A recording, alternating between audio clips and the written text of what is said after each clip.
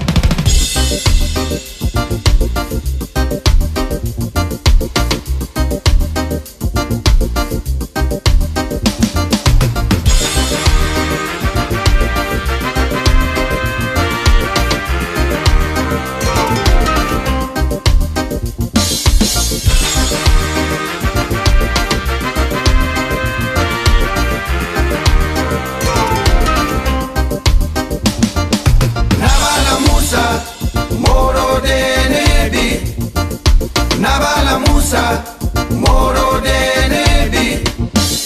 Naba Lamoussa Morodenibig.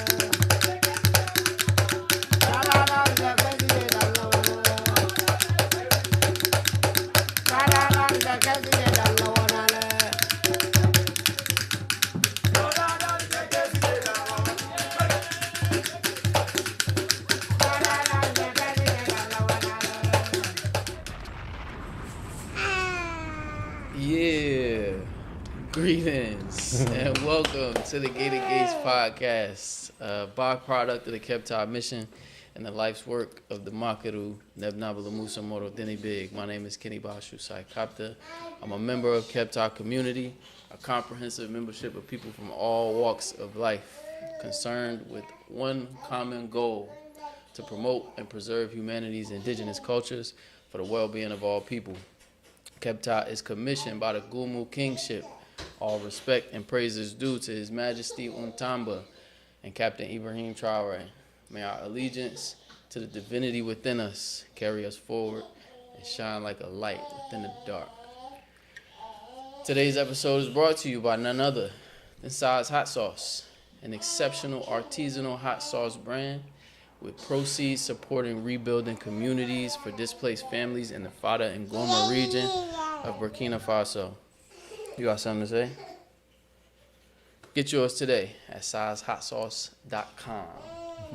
Check out more of Kebtah's offerings at kebtah.org, risingfirefly.org, and check out our, hold on, it's the first time I did this. I gotta do this right.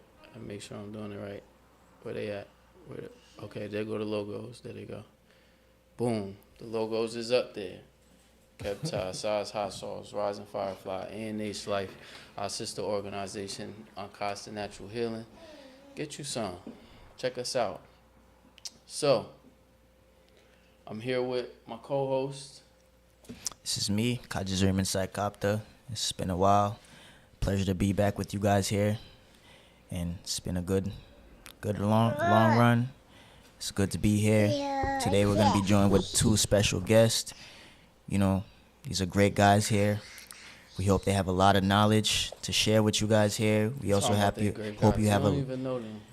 Yeah, but it's energy. You could tell, real recognize real. You know when energy. somebody's good, This is all energy. Right side energy. He gets it. Yeah. So shout out to these guys. I'm gonna let them introduce themselves, but again, happy to be here. It's good to be back.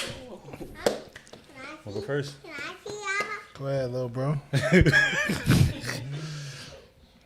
It's Ike. I'm in this space. I got the gift of God. I'm giving His grace. Peace. My name is Ikenna. My friends call me Ike. I'm representing New Jersey. I'm a creative.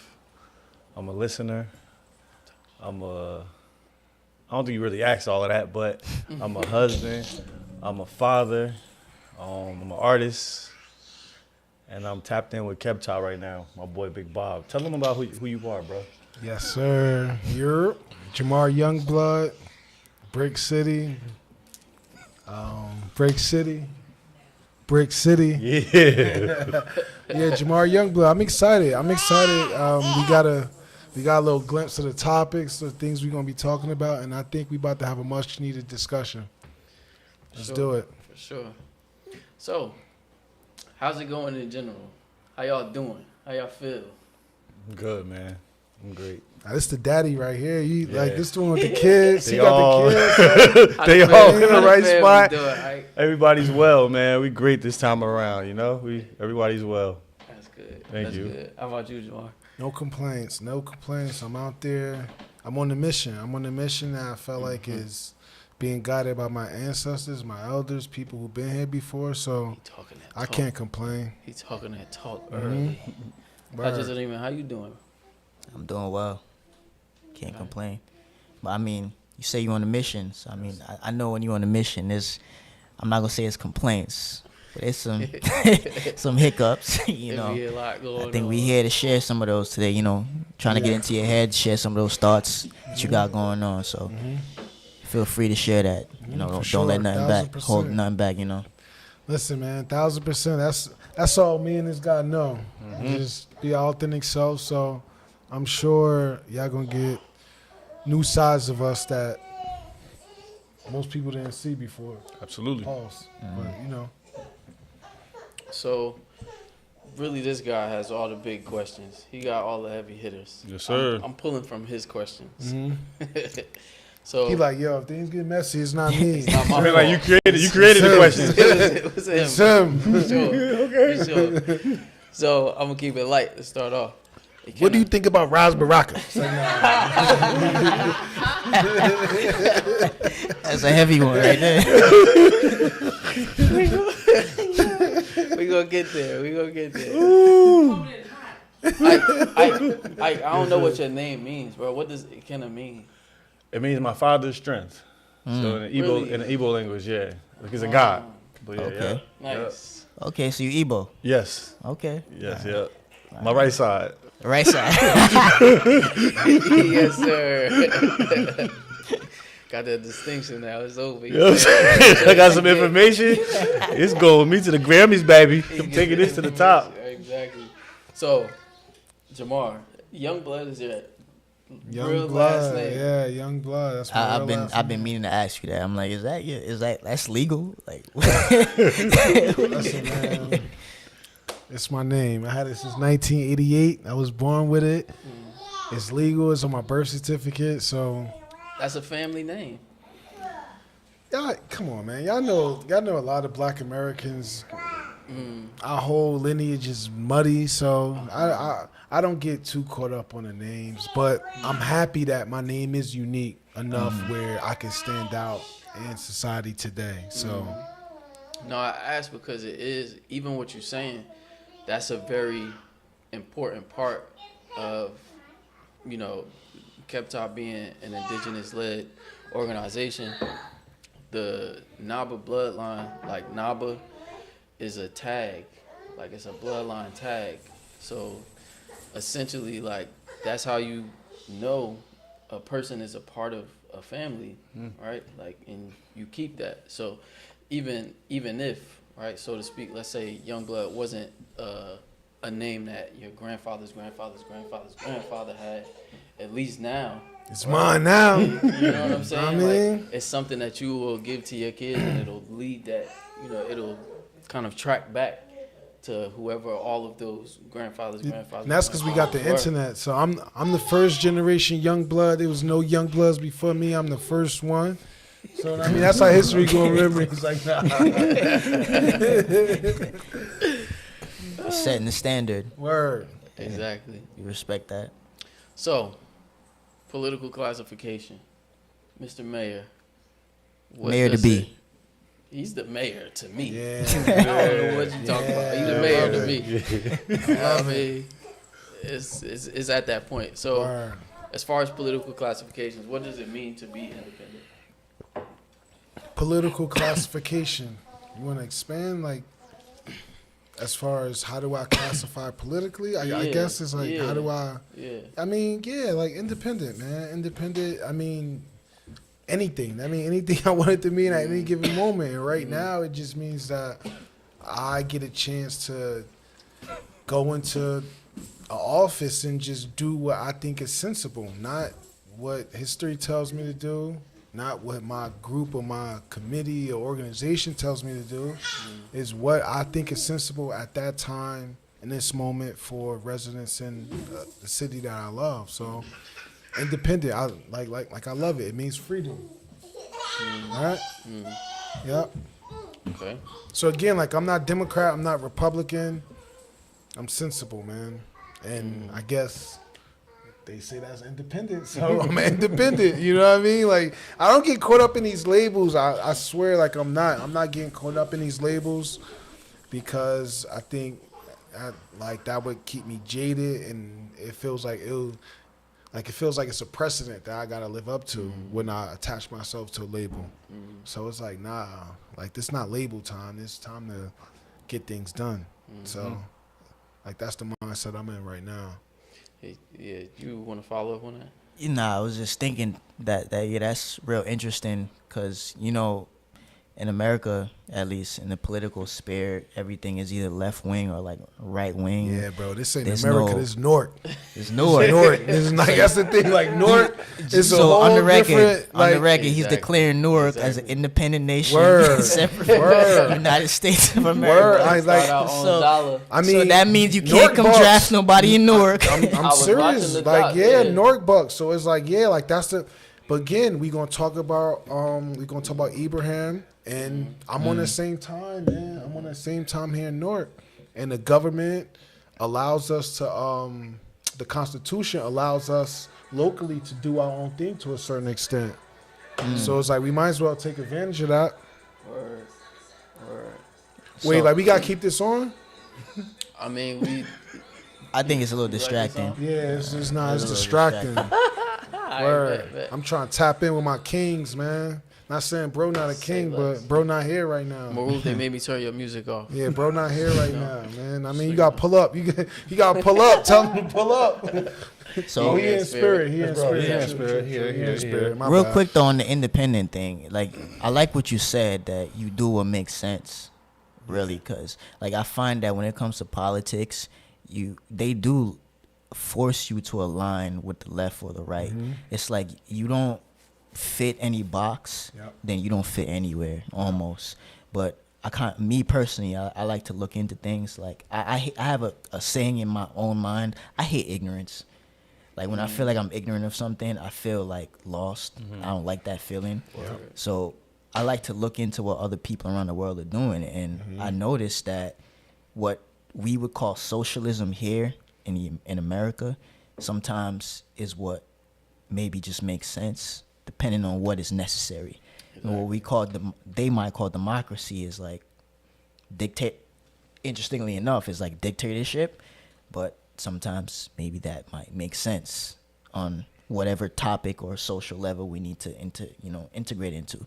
But it doesn't, to me, seem like there's a label to any of those stuff. So it's interesting that you said that. So That's like, the what's your time, take man. on like the concept of like socialism versus communism or versus Bro, liberalism I'm not- versus I'm not. Listen, capitalism? Like this kind of, notion. I'm not into none of that. My thing is helping our residents, like with all due respect. I'm not into Democrat, Republican, socialism, capital. I'm not into none of that. I'm into saying what can we do to help our residents, bro.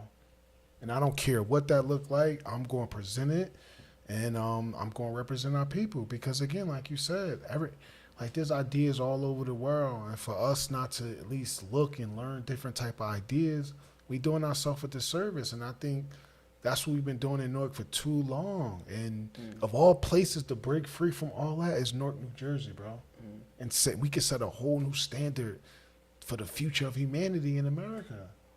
So that's the time I'm on right now. It's like, let's just do something new. We at the bottom anyway. We don't got nothing to lose.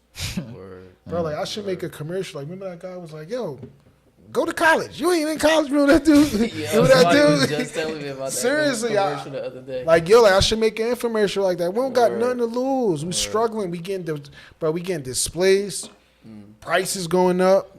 So you talk about socialism. It's like, no, what can actually help the people? What can protect the people from the economic system that we in right now? I don't care what people call it. I really don't care, bro. As long as our people is getting the help and getting the support, and our youth is being led in the right way with a foundation and a vision for their life, man, I don't care about that. All that stuff is for the media. I'm not worried about that. Yeah, that's interesting. That's for the media, bro. Quick question off that, because I saw you wrote a book. Word. Proud of you. Word. That's an accomplishment. It's a hell of an accomplishment. Yeah, ball. Real talk. We all can write books, bro. Like, Word is I'm born. sure we all got information. Word. And the thing is, I just did that. Like, I self-published it. I got it formatted on Fiverr. Amazon allow you to distribute it, and they gonna take. So if I sell it for $20, they gonna take $15. But you don't gotta do. But I get it. But you don't gotta do nothing. Yeah. Like, you don't have to do nothing. You don't like only thing you have to do is format it.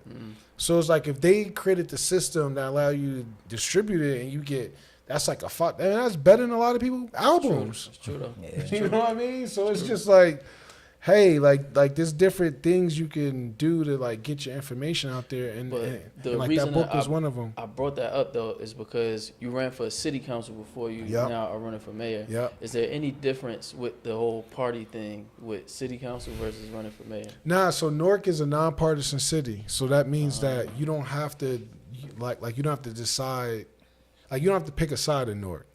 And that's what I'm saying. We set up, bro. Newark is set up for. Been like that. So it's not like that. a red or a blue. Nah, state. it's not like that, bro. Cory Booker, he won mayor as an independent. Ras Baraka won as an independent. They didn't turn Democrat till they had other aspirations. I see. So it's like we set up like, bro, we so outdated that we just set up for greatness because these last 40 years, nobody was expecting anything of us. We stayed stagnant while everybody else was doing their own thing. Like, we stayed stagnant. Now it's like we at the bottom. There's nowhere else but up. So that's all. So I want to ask you, kind of building off the same thing, like as far as politics, were you born in Nigeria? No, I was born in South Carolina. Born in South Carolina. My boy Geechee, bro, he told me. Oh yeah, you did say that. My You left said that side. before the show. left side Geechee. Wait, explain that for the people. So they saying that left side is your mama's side and right side is your daddy's side. So Right. My mom is from South Carolina. My dad is from Nigeria. So, yeah, I just learned this not too long ago, you know? So, yeah, so that's a troll, but so that's when I'm saying like my right side or my left side, I'm referring to my right side being my dad's side being Nigerian and my left side being my mom's side, which is, from South Carolina descent. Yes, sir. So, so essentially, like how long did you stay before you went back to Nigeria for the first time? Wait, what you mean? How long were you in the States before you went back to Nigeria for the first time? I can't remember that. I think my first time I was super young, so I've been going for years. My first time I was probably like 4 or 5, something like that. So I guess I would say I was here for 5 years, and then we went. But I can't really remember it until I start getting about like 14. Because then I had my first birthday out there. Well, not my first, but like my 14th or 15th birthday out there. We were there for like 3 months. Damn. My pops. How was that? miserable. My Miserable.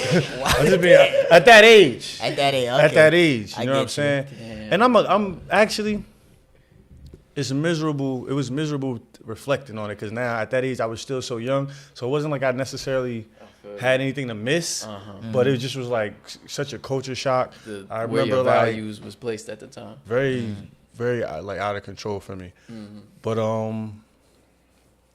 you know, at that time though, I learned early like the importance of family, and it's deep for me because like my first cousins, I would only see them maybe like once a year, once every other year, like my immediate cousins. And then like at that time when we get together, it's no, I mean it's an outside life, but the like a night scene. But what we're really doing is just playing in the backyard, playing soccer, kicking the ball until it gets dark out. Once it gets dark out, we all head in. You know what I mean? And then we do the dinner thing, and then wrap it up until the next morning, kind of thing. So you know, I was doing that or experiencing that energy for probably between like 15 to 16, 17.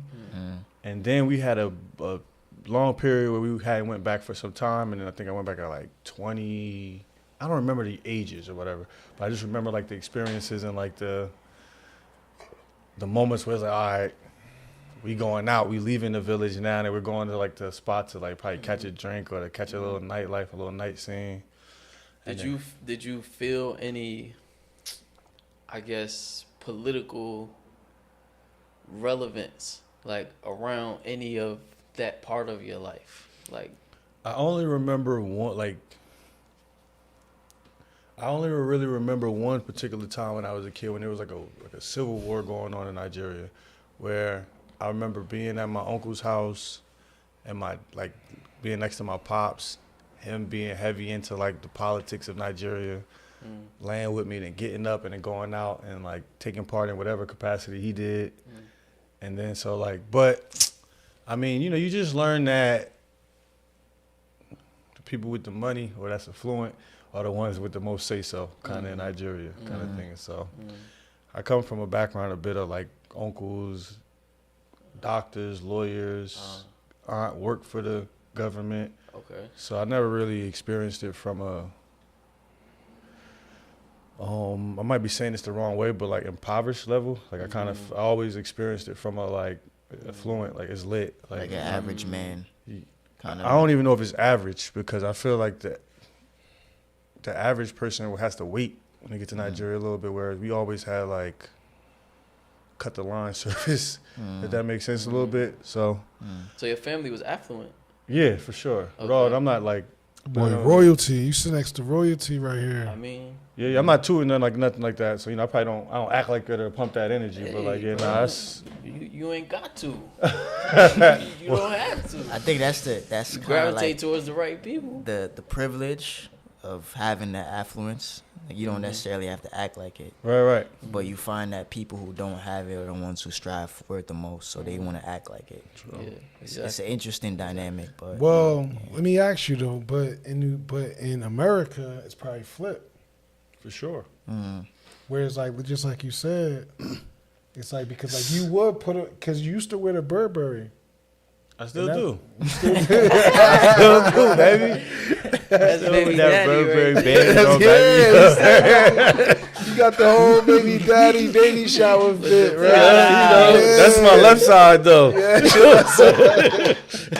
Like, you know. But I guess though, like, But like it wasn't like the family wasn't really I'm asking like, was it really? Did you feel like politics was a part of your life? at a young age, Yeah. Like nah, growing up. no, not at all. No. I felt like community was, meaning like I know like my pop's story. I know like I'm familiar with like the Biafran War and like where he took part and like what his like, you know what I mean, his perspective was in regards to that. So, and that's some political ish for real, you know what I mean? So, but me personally, man, like if I'm not interested, I'm not interested. Like, you know what I'm saying? And that's just like pretty much anything in life, even at this age, unfortunately. Just move beyond it. You know, for I mean, yes. Make a long story short, yes. I feel you. That's some grown shit. It's a grown attitude to have about things. I mean, My fault. I'm just kind of thinking about it in a sense, like you being able to have the experience to like see Nigeria from that perspective and growing up there, and I know you guys work closely together, like do you think that sense of community you experience in Nigeria is what kind of like led you to come back to the States and then want to, in a way, bring that here? Man, maybe like for 2 weeks.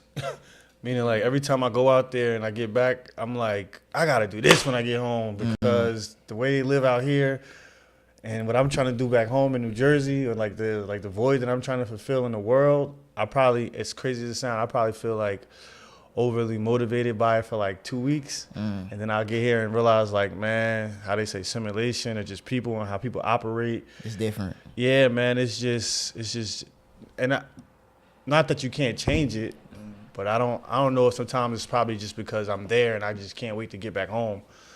Like it's not like I think it's just being there, bro. Because every time I'm there, I'll do the same thing. When I get back, I'm gonna do this, I'm gonna do this, I'm gonna do this, I'm gonna do that. And then you get here, and it's not the same relaxed brain, right, to be for able sure. to think. For sure. I'm about to do this, and I'm about to do that. Absolutely. You get here, and it's like, do this, do that. You got other stuff, do this, other look priorities like you got. this, Yes, for sure. Say this, don't say that. For sure. And now it's a completely different, conversation altogether. Where now you're trying to keep up with what's happening here rather than actually doing what you was thinking about doing. I agree. Yeah. So on, I was watching the doc earlier, Jhamar, and I saw that you say you grew up with like 6 sisters. Yep. You the only boy? 7 sisters. You the only boy? Yep. Wow. Joanna, man. What? Cut. It's Big Bob. How did you get there? That's That's his right side. Is he really your man? Exactly. That's crazy. That's Big Bob. So, Yeah, man, 7.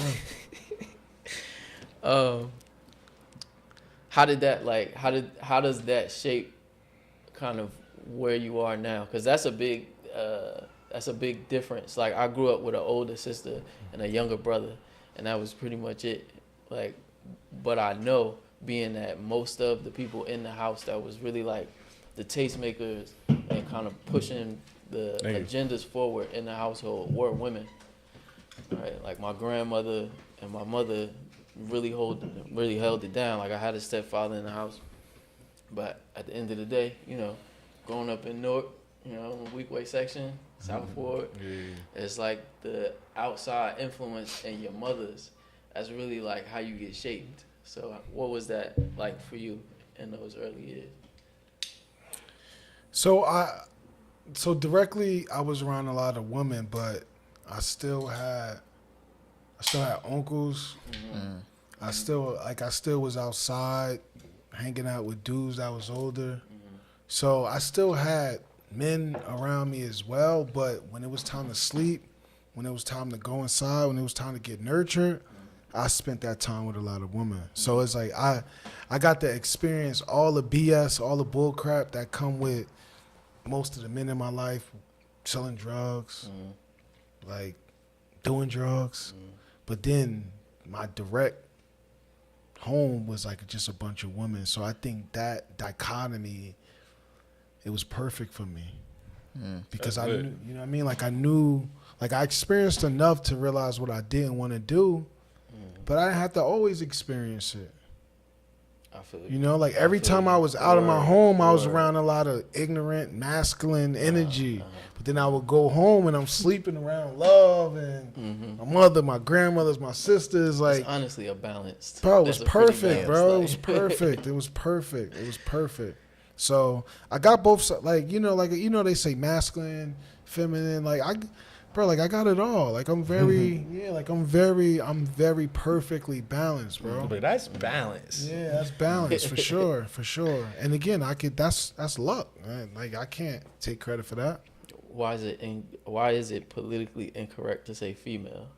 Yeah, you saw that in my doc, right? Listen, I was I was going to ask you that question. Listen. Because number one, I think technically, female is it's sort of like a female dog, a female cat, it's like a woman, you know what I'm saying? Like I'm already catching it. yeah, you see what I'm saying? Okay. And this is what I learned from a woman. I'm joking. I learned this from a woman.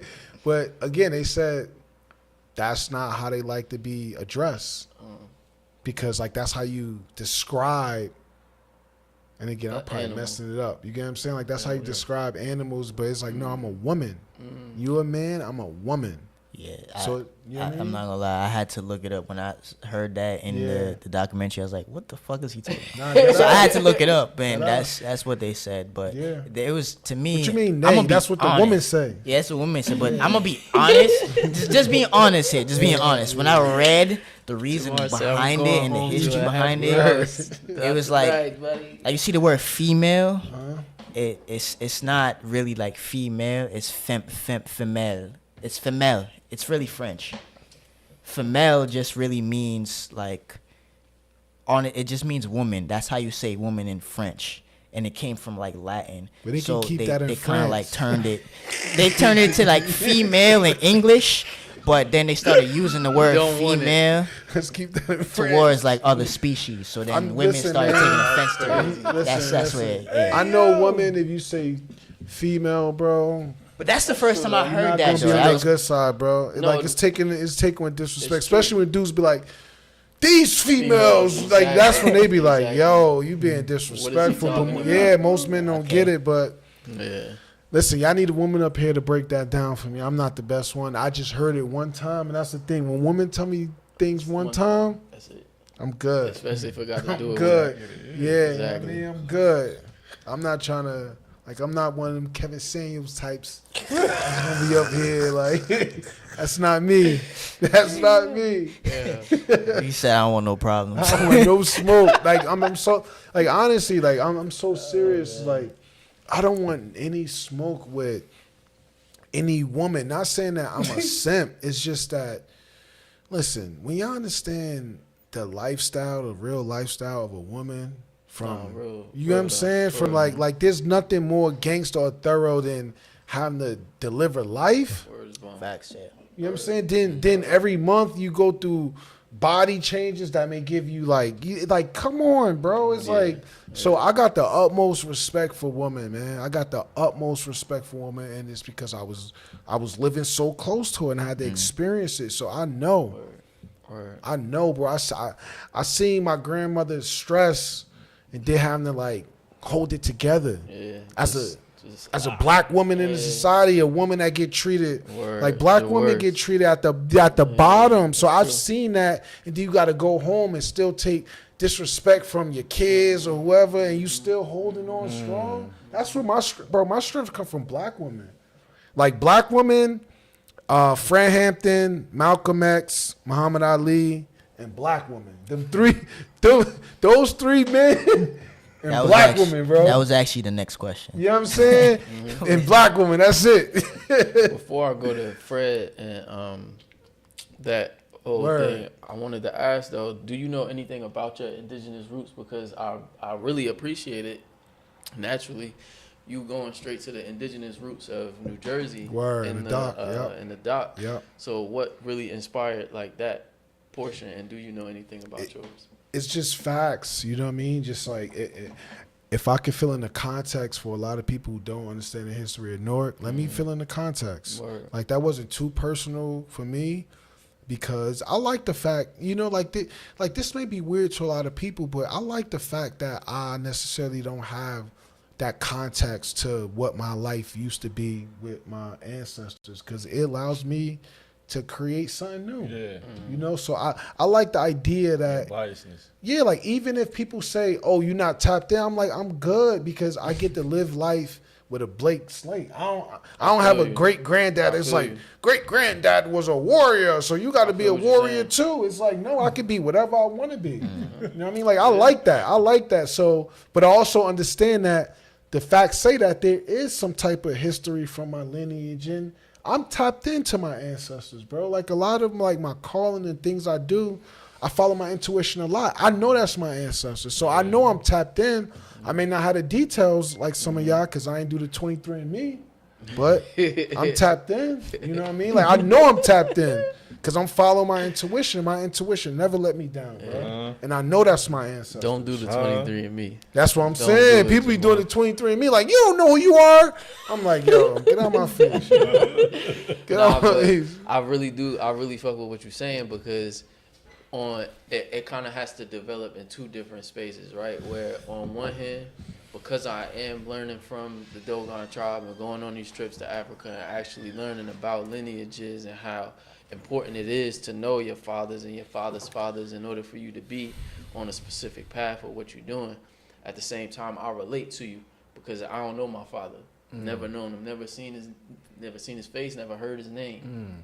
So I'm in that same place where it's like I know my mother, and that's my inspiration. That's where I start from, right? So using that as the launch pad for saying that I'm gonna write a page in history for my family, right? And now that I have kids, it's like they're gonna build on everything that I accomplished, and that'll be where the story starts. And they'll be able to reference that and say, my father did this great thing, and I'm going to do this great thing to complement what my father did. Man, if I go do some research and I learn that one of my ancestors was a sucker, I'm going to be like, oh, man. I'm like, man, I do this research for, bro. You know what I'm saying? But that's the like, what the hell? Neb Naba. Because there was a lot of suckers in the past, like, with all due respect. You know what I'm saying? It's true. Just knowing that you came from somebody like that, I'm going to be disappointed. But, like, this freedom with not knowing, I'm telling you, bro, this freedom with not knowing who people were. And I get how people want to understand that context, but. All right, but I'm going even just in doing something new. I'm going to break that down. I'm going to break that down. Yeah. I'm going to break that. I'm going to break the idea of freedom for a second because, right, realistically, like, I don't know who my father is, but there's, like, the stories that end up happening around it, right? And now those end up being stories about my mother. And it's like there's this incomplete piece. So then I know my mother. She is the foundational building block for what I am. That's the history that I have. So essentially it has to be like, all right, I'm not free from the scrutiny that her life went through because that's what built me. So technically I'm not free from whatever it is that my father went through too, because I just because I don't know that half of the story, it doesn't mean it doesn't affect you. Out of sight, out of sight, out of mind. That's some wild, yeah. Because I was about to say, bro, and I'm thankful for being able to see life from multiple, like those, like the two perspectives. That's some wild intellectual, deep thinking shit you want. In the sense of like, I mean, stuff, because it's like ultimately what you're doing is like giving yourself problems that aren't real until you make it that. You know what I'm saying? It's not as serious. No problem. One of my boys told me, my best friend, like my Don, he told me like, no problem is as serious as you make it. So like anything you experience, and things are serious, obviously, right? Like certain traumas, but it's just like the level of like investment that you put into it and telling yourself like, hey, look, so if like you got the kids today who feel like, or they know the stories of like their mom or their pops being outside on some level, so they carry that with them. Has nothing to do with you. Like you're born with a clean slate. So you know, but you reinforcing my point. I thought you were saying that like you feel like you're trapped by those. No. Okay. If I could add something, just to if I could, I think what Kenny Bosch was really getting at is the fact that regardless of like what we think or what we say, we are because they were.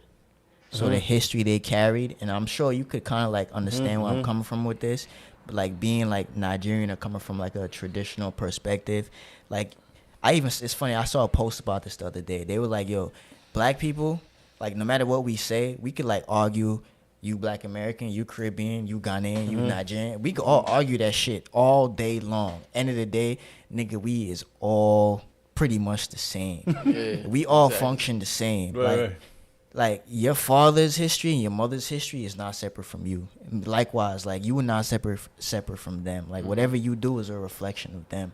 So like in terms of like the history of who you are, like even if like he said, like your ancestor was a sucker, it's like damn, like this nigga was a sucker. Like you feel that way because you know it's part of you. Now you It's like the shit, I gotta sucker. fix that. bro. I gotta fix that, bro. Like I mean, like I feel like no, He's like, nah, I don't want that. I No, don't want bro, that. I don't feel like That's that the either. point. That's the point. I get it though, and I get that concept, and I get that theory, but I just feel like Cause look, if you the sucker, if you the son of a boss, you gonna own it.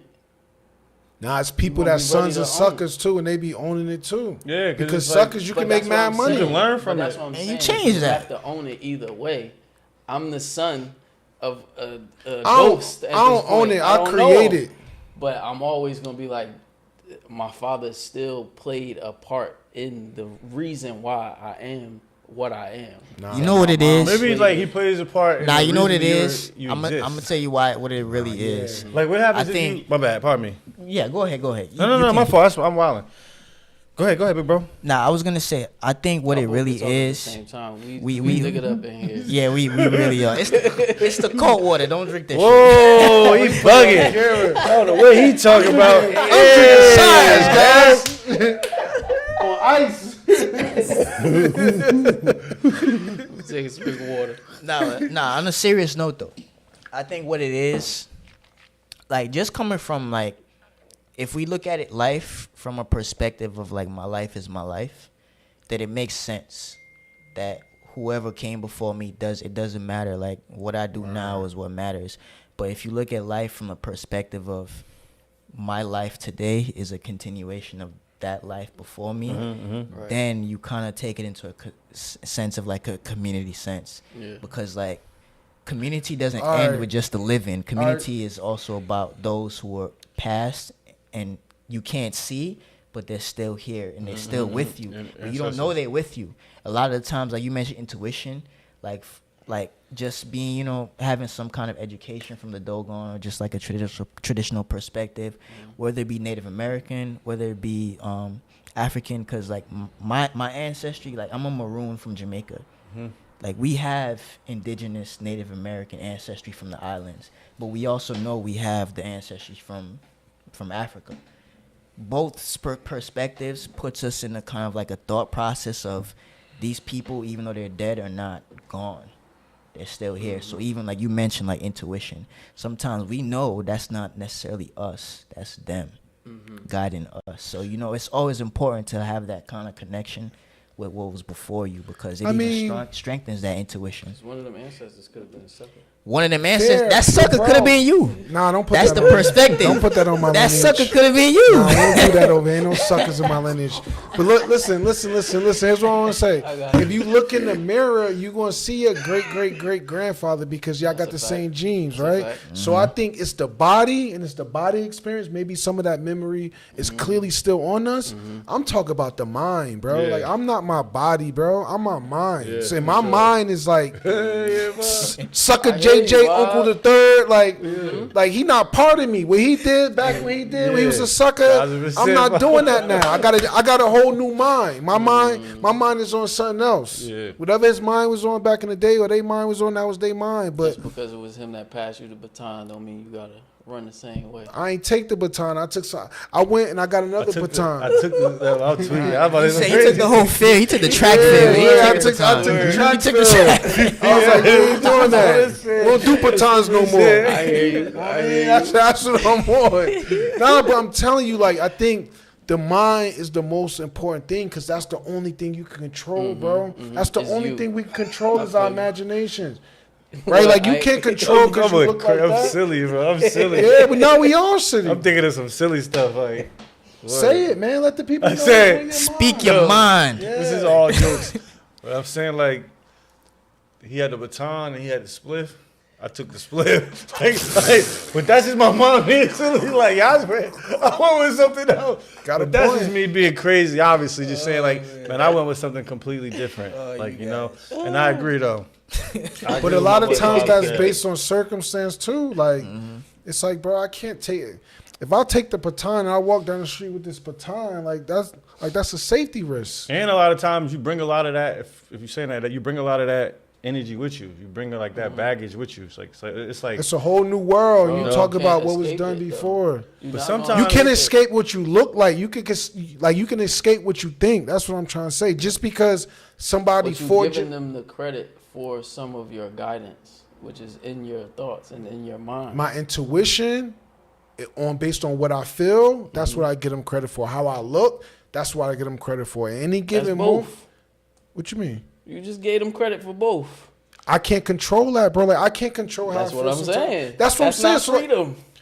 no, I have control over in America, living in Newark, New Jersey. For the most part, I got control over what I think about, bro. For sure. You get what I'm saying? For Like, sure. and right. So for me, that's what freedom is to me, is control over your thoughts. Thoughts turns to emotions. Emotions turns to actions. Actions turns to outcomes. So for Results. me, exactly, results. So for me, the most important thing for me is the things I think about in any given moment. And I'm lucky enough to have some type of, it feels like freedom. And it may not be full freedom, but I know I'm not where people were a few generations ago. I feel what you're saying. So for me, freedom is the freedom to be able to think about whatever I want to think about in any given moment. And I've been here 38 years and I had a lot of that. And I think that's why I'm here where I am today, is because I was able to think about the things I want to think about and not what other people want me to think about. And that's essentially what I'm trying to bring to our what youth. you're saying. It's like, yo, y'all can think about anything y'all want, because those thoughts are going to turn to emotions. Those emotions going to turn to behaviors and actions. Those actions going to determine what your future look like. So if you break it down that simply, that's how I'm on it, bro. Just freedom I of get what thought, you're bro. saying. Yeah. I get what Freedom you're of saying. thought. ditto. Real quick, I got a question, because like when I watched the documentary, in the beginning of it, I really appreciated the way that you started off with the Lenape, Word, yep. Lenape Indians. Like Yep. to me, that was like huge. Yep. So like what came to my mind was, okay, the Lenape were here first. Like you can't take that away. Yeah. Then the settlers came, the pilgrims or whoever they came, and it kind of like changed things. They wanted things to be the way they wanted it to be, to fit their narrative, or to fit their reality. Yep. And then they set up their own system of government. And you like running for mayor right now. Like, do you ever like think about the fact that here, Newark, New Jersey, was ran a certain kind of way before? Like, you ever thought to like maybe get inspiration by the way the Lenape actually ran things here? To be honest, not really, man. I mean, I have appreciation for whoever laid the foundation to get us where we got to get, like, here today. But I'm saying not really because I'm ignorant to a lot of it. I'm sure they have a bunch of traditions and a bunch of ideas that can help Naturally, me. because you're in the process of actually like making a difference in the system that exists right now. Exactly. I So feel it's what like, you're if somebody come to me like, yo, the Lenape did this, and I'm like, yo, that's wavy. Let's do it. You know what I'm saying? Because to me, It makes Bro, sense. Yeah. bro, again, Yeah. sensible. I Yeah. don't care who Yeah. give me the idea, bro. If it's something that I think is sensible and it's going to help our people, that's what we going with. Like, I'm not. And I swear, like, that's what's different about my whole candidacy, that I'm not on it for the power, bro. I'm on it for the actual results. I feel you. Politics has been so much about power and legacy and status. It's like, I think with our generation, millennials, like, yo, we trying to end that, man. Like, let's use this system to actually help people. And my challenge has been actually communicating that, because our people so used to a traditional style and a traditional way of doing things. Democracy. Word. Whatever you call it. They used to, like, now they used to Ras Baraka yelling in the, Newark is on the rise, Newark is on the rise, Newark is on the rise. And people be going crazy. I'll be like, yo, that type of leadership is, we gotta stop. I get what you're saying. We gotta stop. And I'm the only one that's actually saying this because I'm not afraid to admit that we need change. He be yelling, he be angrily yelling into a microphone and people be going crazy. What about the ideas? What about the policies? What about people actually that can afford the rent? What you doing? But you want to go perform. And I think as black people in Newark, we can break free from that, that's man. a big thing, though. We can break free from that. Everything is, I'm seeing that's it's an idea that a lot of younger people, even Gen Z, like they starting to be able to pinpoint when things are performative versus when they're actually like in action. Authenticity, but I'm telling you, bro, like that's gonna be. So I'm telling you, when the future humans look at us, like what was the millennials' contribution to pushing this forward? Like, yo, bro, we stopped like all that fake performance stuff. No, man, we want results, bro. Especially in this capitalistic system when we seen the damage that like capitalism don't work for all of us. Yeah, it don't work for nobody, for real. It don't work for all of us. Who's going to admit it? Who's going to actually go and combat it? It has to be us. Yeah. I wouldn't say it don't work for nobody. It worked for certain groups of individuals of people. It worked for certain people. It don't with even certain- work for them. They end up killing themselves, That's bro. what exactly. Like they That's get all the exactly money, where I they was about realize to I'm go. not happy. They end up killing themselves. So it's like, nobody want to amass all that wealth. You get the wealth and you realize you still a sucker. I'm so serious, Talking bro. shit, You exactly. get all that money, you be like, dang, I'm still a sucker. I got this nice car. I just went on a date with this nice woman. She don't even like me for who I truly am. I'm ugly. No, your soul is ugly. soul ugly, The yeah. things you think about is ugly. Exactly. You get what I'm saying? So it's just like, man, come on, bro.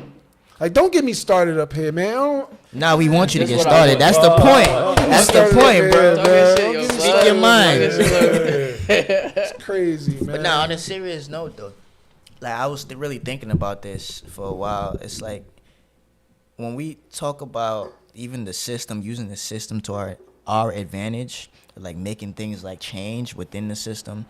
Like again, the Lenape were here. Then the Pilgrims, whoever, they came and then changed it and then gave us this idea or concept of democracy. Like, do you think like we just inherited colonialism? Like, are we really just following like a colonial structure? Like, what changes can we really make? But bro, here's the thing though. When we talk about Lenape, we can't be quick to praise anybody. Because I heard things about the Lenape that people may not like. Oh yes, please talk about You know it. what I'm saying? Like, A lot of people, what you just said is Yeah. key because a lot of people don't understand. I've noticed a lot of people don't really research. People don't really Yup. understand the Yup. history of even what we call the Americas. Yup. Like it wasn't all cherry pies and roses here. Exactly, bro. Like tribes was fighting tribes. torturing Yeah. each other. It's like, bro, what we talking about? Like, you know, there's only 5 quote unquote civilized tribes that worked with the Europeans. Guess what the other tribes was for? They was fair game for slavery, rape, human trafficking, See? all of that, bro. See? There's only 5. Like that's why a lot of people, when even when people claim to be Blackfoot, Cherokee, or this and that, it's like you don't really know what you're saying because those are the tribes that actually enslaved people. There you go. So a lot of black people here in the There you United go. States, when they claim to be those tribes, is because those tribes owned African Yup. slaves. Exactly. There you So go. by law, they were registered under that Yup. nation. There So you they had go. to become a part of that nation. It doesn't mean that's part of it. The $5 Indian is tricky because you had people who are, you know, actually buying Indian status. But again, it wasn't even just white people doing that. Black people did that But too. bro, let me take it even further. Is a group of people out there who saying that black people been here with the people who came over from Asia, because what they're saying is that the Indians are people who came from Asia through Alaska to the Americas, right? But then you got black people that's saying like, no, we been here, like we was in the Americas. You get what I'm saying? Like we migrated from Africa to the Americas, just like the people from Asia. Like, you know what I'm saying? So just like the people from Asia. So it's just like history, bro. And that's what I'm saying about history, dog. Like history is cool to a certain extent. Because people don't know, they end up making up stuff. So you could do a bunch of research. People be making up stuff, bro. They don't know. So it's just like, I'm about to live in the present, bro. I'm about to live in the That- present, and I I'm about feel to that. manifest. No, it's a very practical attitude to have about things because in a system like what we live in, there is that aspect where things are just made up. You could open a history book Made that's in up. school right now, and it's a white man with a fucking King Tut thing Bro. saying that he was a pharaoh. Yeah, that shit pisses me off till this You know what I day. mean? Till this So day. it's a lot of historical and yeah, exactly. So it's I like, get what I'm you're saying. good, bro. I swear what I'm you're good. I'm good. Like, again, I'm not no fool, bro. Yeah. But that's why I rely on my intuition, right? When I receive information, yeah, it got to make sense. But at the end of the day, I know how to feel too with the information. So if you talking to me, I'm listening, but I'm feeling too. Pause. You know what I'm saying? Like, I'm feeling like, is this guy lying to me? Like, oh, yo, he just blinked 3 times. Why the freak he blinked 3 times? Why this nigga Like, blinking so yeah, much? like, why he blinking? Like, nah, I don't feel that.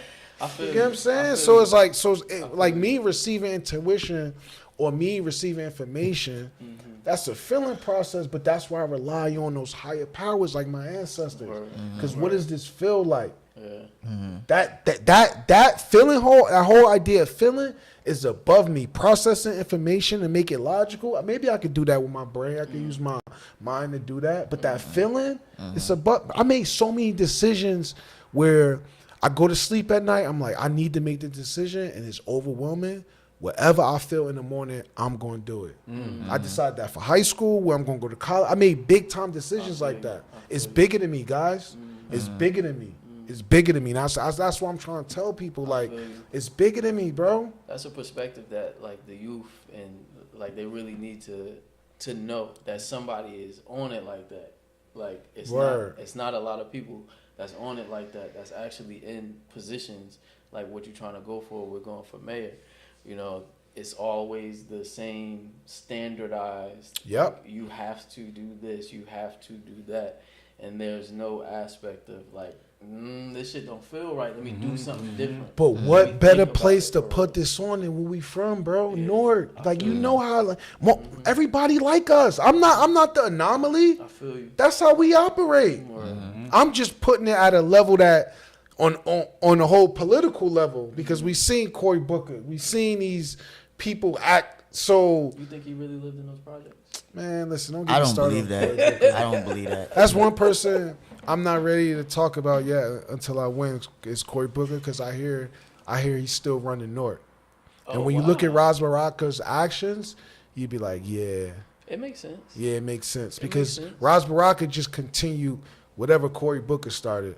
And nobody want to talk about that. But he the progressive hero and a savior and all that. That's my point, bro. Like, nobody want to talk about the real in Newark. I feel you. I feel you. I mean, like, to me, if I'm gonna be honest, like, I've always viewed politics as like that. I have this saying that I talk about all the time. It's like when we talk about the criminal justice system, I'm like, yeah, it makes sense because it's a system built by criminals for criminals.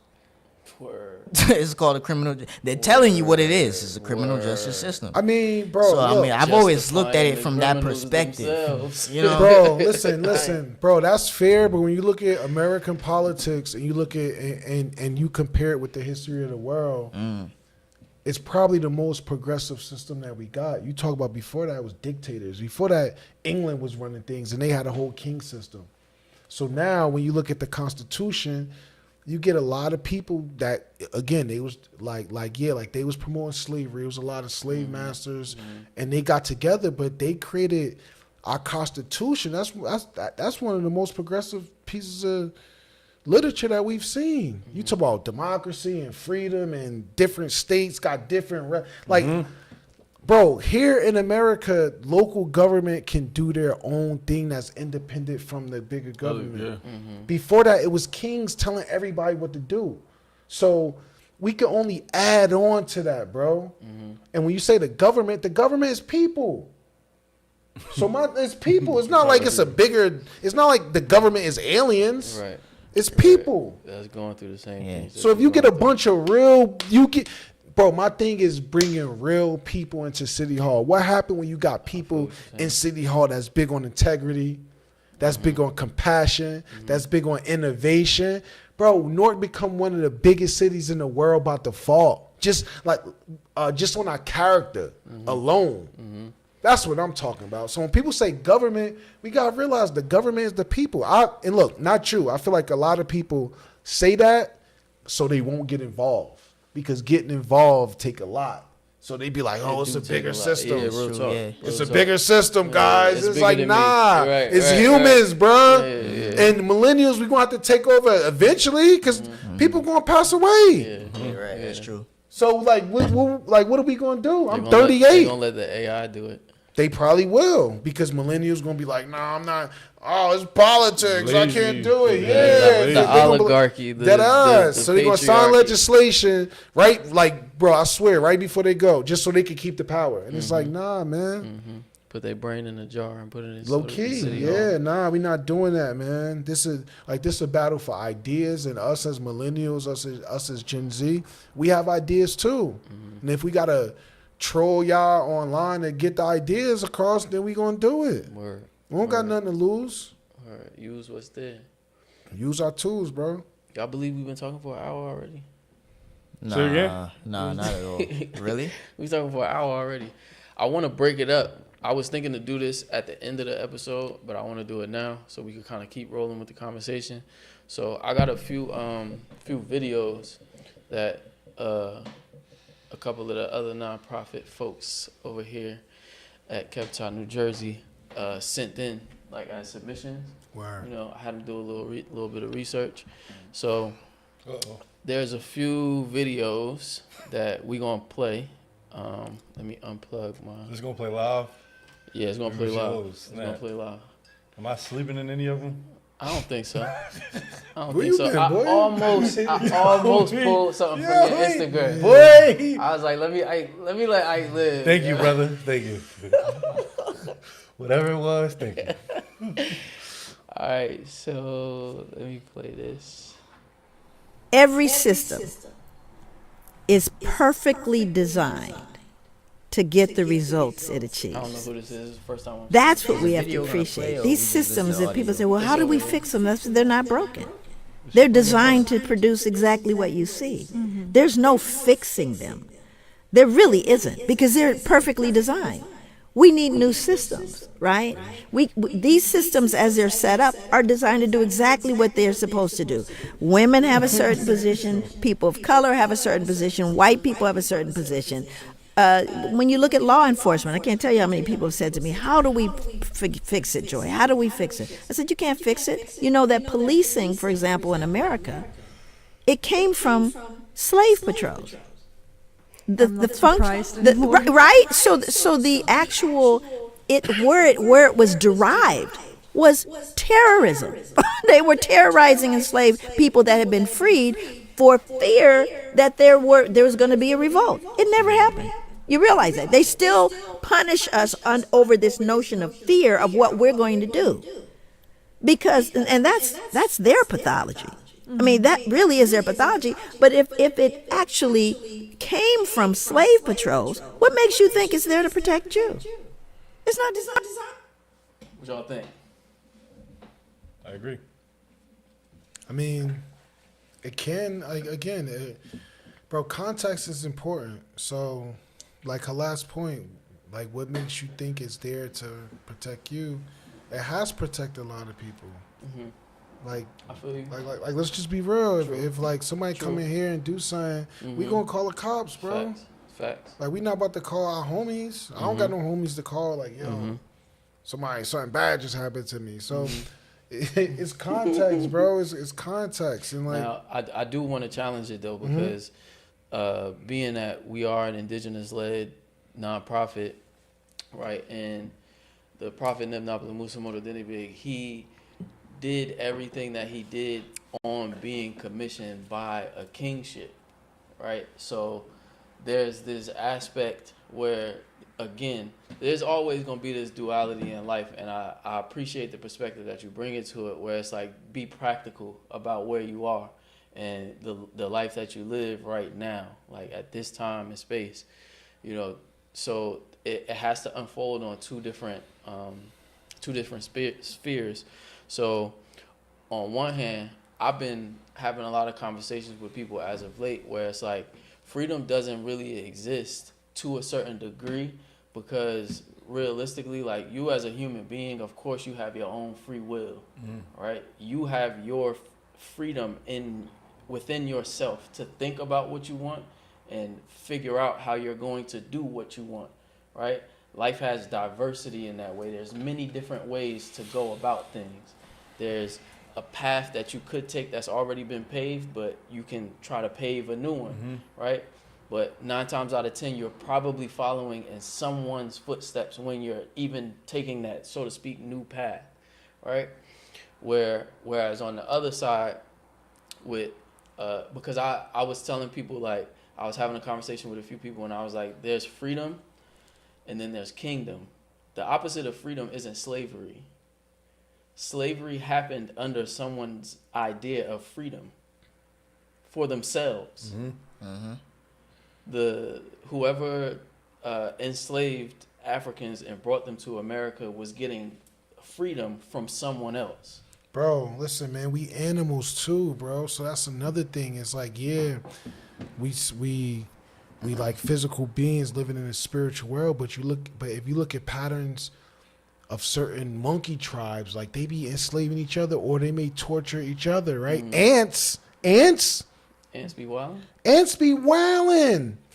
Bro, look up what ants do to other ants. They be tweaking? They do. I watch like Animal Planet with the kids. You know, we sit there and watch ants do shit all the time. Like, look and see what. Be wild. I definitely seen an ant body slam another ant, but I don't know about. So I'm trying to say is that we still animals too, bro. So I think like we always try to detach from our animalistic background and experience, but like we animals too. We still figuring this out. We all dumb, bro. I'm gonna be so real. We all dumb. We in space. That's why you gotta focus on this shit is like, bro, we in space. We going fast, and people like, y'all know why I'm here. No, you don't. nothing. Bozo. Like that's what I'm trying to say. Like these conversations be cool, but when we lose context and acting like we almighty, it's like, man. I get what you mean. That's what I'm saying. Practicality is like, what goals do we have for the day, the week, for our lifetime, for the next 6 months? Like, you get what I'm saying? Like, bro, like, what's that? Like, let's focus on that. Which and is why his legacy is respectable, because it wasn't like he was like, all right, he comes from a bloodline. Neb Naba Lamoussa Morodenibig literally comes from a bloodline that was commissioned to go across the desert when the invasions was happening. Pharaoh Ramses II, like his bloodline traveled across the desert with the knowledge and then settled in West Africa. And that's why you see a lot of those indigenous tribes in West Africa still have a lot of that, like, indigenous knowledge. But it's not like he was like, all right, I'm bigger than what's happening in the world right now. Like, the world still needs this knowledge. There's only one way for me to really do it because of the state of the world. So, yeah, I'm going to go learn English, so I can teach this to people who can benefit from it and not be like, oh, yeah, I have it. Like, I'm like on some high and mighty shit. So I get what you're saying. You do have to, like, kind of get off the high horse of all that the history has and be practical about, like, what's in front of you. Once you realize you dumb, that's when your life open up, because you become more open-minded. You like, I don't know everything. I'm a bozo. Like, the best place to be sometimes is just be admitting that you're a bozo, because you like, okay, I need all the knowledge. Damn, I wish somebody said this to me when I was 15, man. You good, bro. You got it now. Like, you know what I'm saying? Like, you got it now. Like, you got it at the right time, bro. The thing about it is, it's like, once you got it, you don't got no more excuses. No more excuses, bro. Don't even be like, don't think about 15. Just think about, like, sometimes it's like a curse to, like, learn that. Sometimes it's a curse to learn some new information, because to learn it and then But that's the duality I was talking about. It's like a gift and a curse at the same time. But it's also willingness, bro. It's like, you got the information. What are you about to do with it now? What people do, they act like they try to be delusional and act like you don't know. And it's like, bro, you got the information, man. I heard one time too, though, sometimes people just be like FOS, which is like full of crap, full of shit. And then it's like, say it, Ike. We could I don't know if it's probably because we on that like stop cursing vibration. I think it was just kids here, and then the medicine and stuff. Full of caca. Yeah, you full of caca. You know, that's the reality, though. People be full of shit, full of caca. So it's like they full of doo-doo. Sometimes people just only want to learn new stuff or just really dive into new topics and to feel superior in that moment. Okay. And sometimes I'll also learn, like, sometimes people will say something it can be their own idea or something that they want to materialize.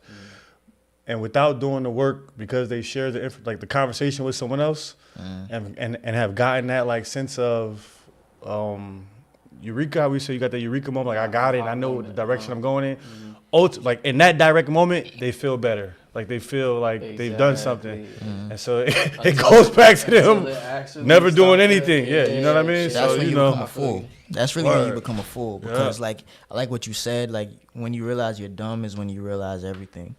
Because he who doesn't know that he doesn't know is a fool. But I kind of want to bring it back to what you said like earlier. You were like, we're still animals in a sense, which is true. I don't disagree with that.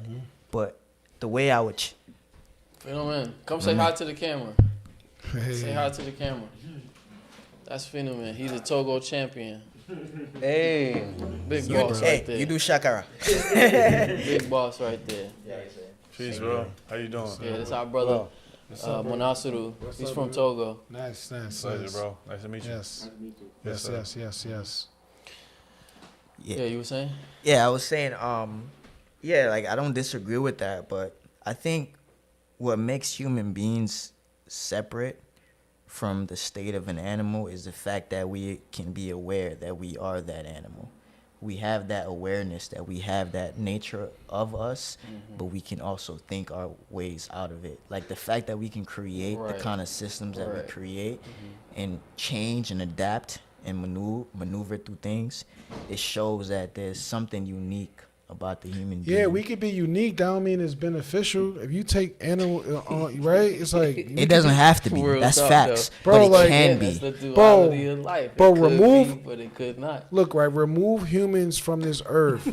This is going to It's flourish. I think it's sweet. perfect. Once It's you remove sweet. humans, It's it's sweet. My good. point. So It's going- it's so all that good. imagination Yeah. stuff that Nah, we I got, feel like you word. we created capitalism, we created all this other type of stuff that's harming our environment. You get what I'm saying? So yeah, we are unique. We proved it. Anything that we think, we can create. Most animals can't do that. But what have we created? On that note, I'm going to play another video. Spiritual aesthetic. They're really toxic people and they're addicted to drugs and pleasure seeking. The spiritual aesthetic definitely goes on the list of the top 5 things that I can't stand. The universe will provide. The universe provides rain, it provides sunshine, it provides storms. The universe provides good times, hard times. What is your responsibility? I think it's a cop-out. Toxic positivity. Being positive is not wrong with overrated. that one. I think what's more important is the transmutation of energy, whether it's negative, positive, or indifferent, turning it into something productive, which creates an aura of positivity. Spiritual titles. The master teacher, enlightened guru, the spiritual medium, the yogini, the yogi from Arkansas. These people titled themselves. Every yogi that I know, every master teacher that I know, they never titled themselves a master teacher. If you're going around putting these titles in your bio, I don't trust you. Divine timing. Yes, everything is in divine timing. Everything is in alignment. Whether you're suffering, whether you're battling depression. So how do you get in the rhythm of the universe? The sun is on divine timing. It's not random. You bullshitting around, waiting to get paid, hoping that an opportunity falls out of the sky, it's not divine timing, Poppy. To me, it just sounds like he's saying you need to be somebody who's just on top of your shit. Like, get your life in order. To me, it sounds like he need to mind his business. Like seriously, like, bro, let people do what they want to do. Like, if nobody hurting nobody, like, because at the end of the day, people. I'm so serious, bro. I'm so serious, bro. People learn things at different times, and they on their own journey. That's a valid So it's like point. if Very nobody valid. hurting nobody, if nobody like like whatever, let them learn. So I understand he sound like whoever that was sound like they trying to go viral, or they trying to just Probably. you know what I'm saying, just say Obviously. the most outlandish thing. But I'm a big believer that listen, man, mind your business, man. Like if everybody, imagine how amazing this world would be if everybody minded their business. Just mind your business, yo. All these opinions was like low key killing us. So it's like books. Shake my hand for that For sure, I bro. 100% agree. Like, yeah, because, like, but, right, because now you got somebody that got audacity to put an opinion out there, and then you got a lot of other people who looking for guidance in life. Saying, let me go support that opinion because I'll need community. Knowing that opinion was toxic as hell. But they just following it because of community. Because because we social beings, we want to be a part of something. So we got all these people that's just rallying around these opinions that everybody know not good for us, but that community that they got is good for them in that moment. Think about gangs, bro. We from Newark, bro. Think about gangs. Most of them kids know that they about to ruin their life, but they like, yo, these my guys. What else I'm gonna do? Like what? Like, you know what I'm saying? Like, these my guys. Like these are, like, I love these guys. Like, this is my identity. Word. But that somebody had an opinion and say, yo, this is what we should do. We should form this gang, and this how we gonna survive. We gonna rob people. We gonna retaliate. We gonna do all these things. Horrible opinions. Word. But that community is strong. It's so strong that people are active and they moving. So would it be different if it was a good opinion? Cause I personally, like, I listen to a lot of stuff you talk about and like what you stand for, and like someone like me agrees 100%. But like, what if there's somebody else who looks at what we agree to and is like, that's just our opinion? I'm sure they do, but that's why I said mind your business. Like, everybody mind your business. Listen, man, let me do me, man. You do you. My boy, mind your business. Like, seriously, mind your business. Let me do me, you do you, and I hope our paths don't interact. Especially if you're not on my frequency.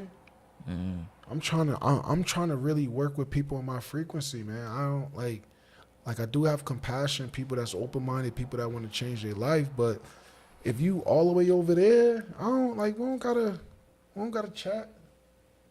He know. Bro, how many people I tell you, like, bro, I'm good. I just want no parts of them. Too many. Yeah, seriously, absolutely no parts. Like, I don't need to hang out with 1,000 people. I feel you. I'm good, bro. Like, bro, I'm telling you, like, you give me my tribe, people. Got like 4 friends and I barely kick it with them. Bro. Word. But speaking, no, I want to just kind of take a break from some serious stuff and ask a funny question after this video. 10, 9, 8, 7, RS-25 engines lit. 4, 3, 2, 1. Artemis booster ignition and has liftoff. Officially launched. The crew of Artemis 2 now bound for the moon. Humanity's next great voyage begins. Astronauts on a 10-day journey. It's going to take them further into space. Good roll pitch. Roger, roll pitch. Houston now controlling the flight of integrity on the Artemis 2 mission around the moon. Integrity, AMT high. Ike, you think they really went to the moon in the 70s?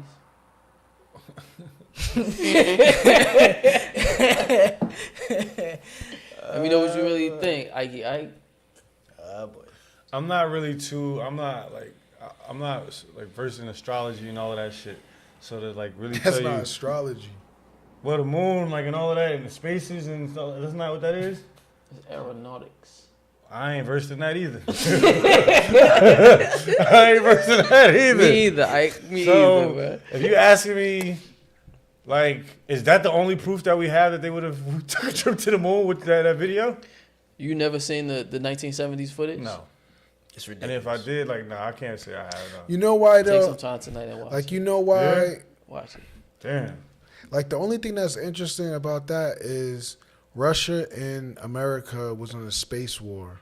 So if like, who gonna get there first? Who gonna get there first? So it's like Russia never combated it in a compelling way. It seemed like they like, why they ain't make their own video? Facts, like, why you know what I'm saying? Like, why Russia was like, yo, nah, we been there first. Like, they ain't do that. So like, I understand the idea of it being fake, but then you got to look at the progress that we made since then. What's this called?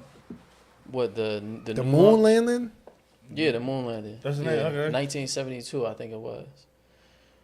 But my point is that we made progress since, and what you see with humanity is that we always want to push it further. That's one thing about the human experience is that we always want to go a little further. Human beings don't never get enough. We'll never get enough. Never. We always of want anything more. good or anything bad. Like somebody got $1 trillion. No, I want to live to be the first 5 trillionaire. The other one is called Zeitgeist, right? You get what I'm saying? Word. Like, oh, we went the moon. Oh no, we're gonna push it further. Let's go to now that's what they're doing. They're going to the dark side of the moon. You know what I'm saying?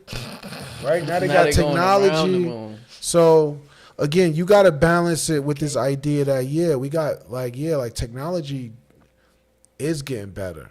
Technology is getting better, Sure.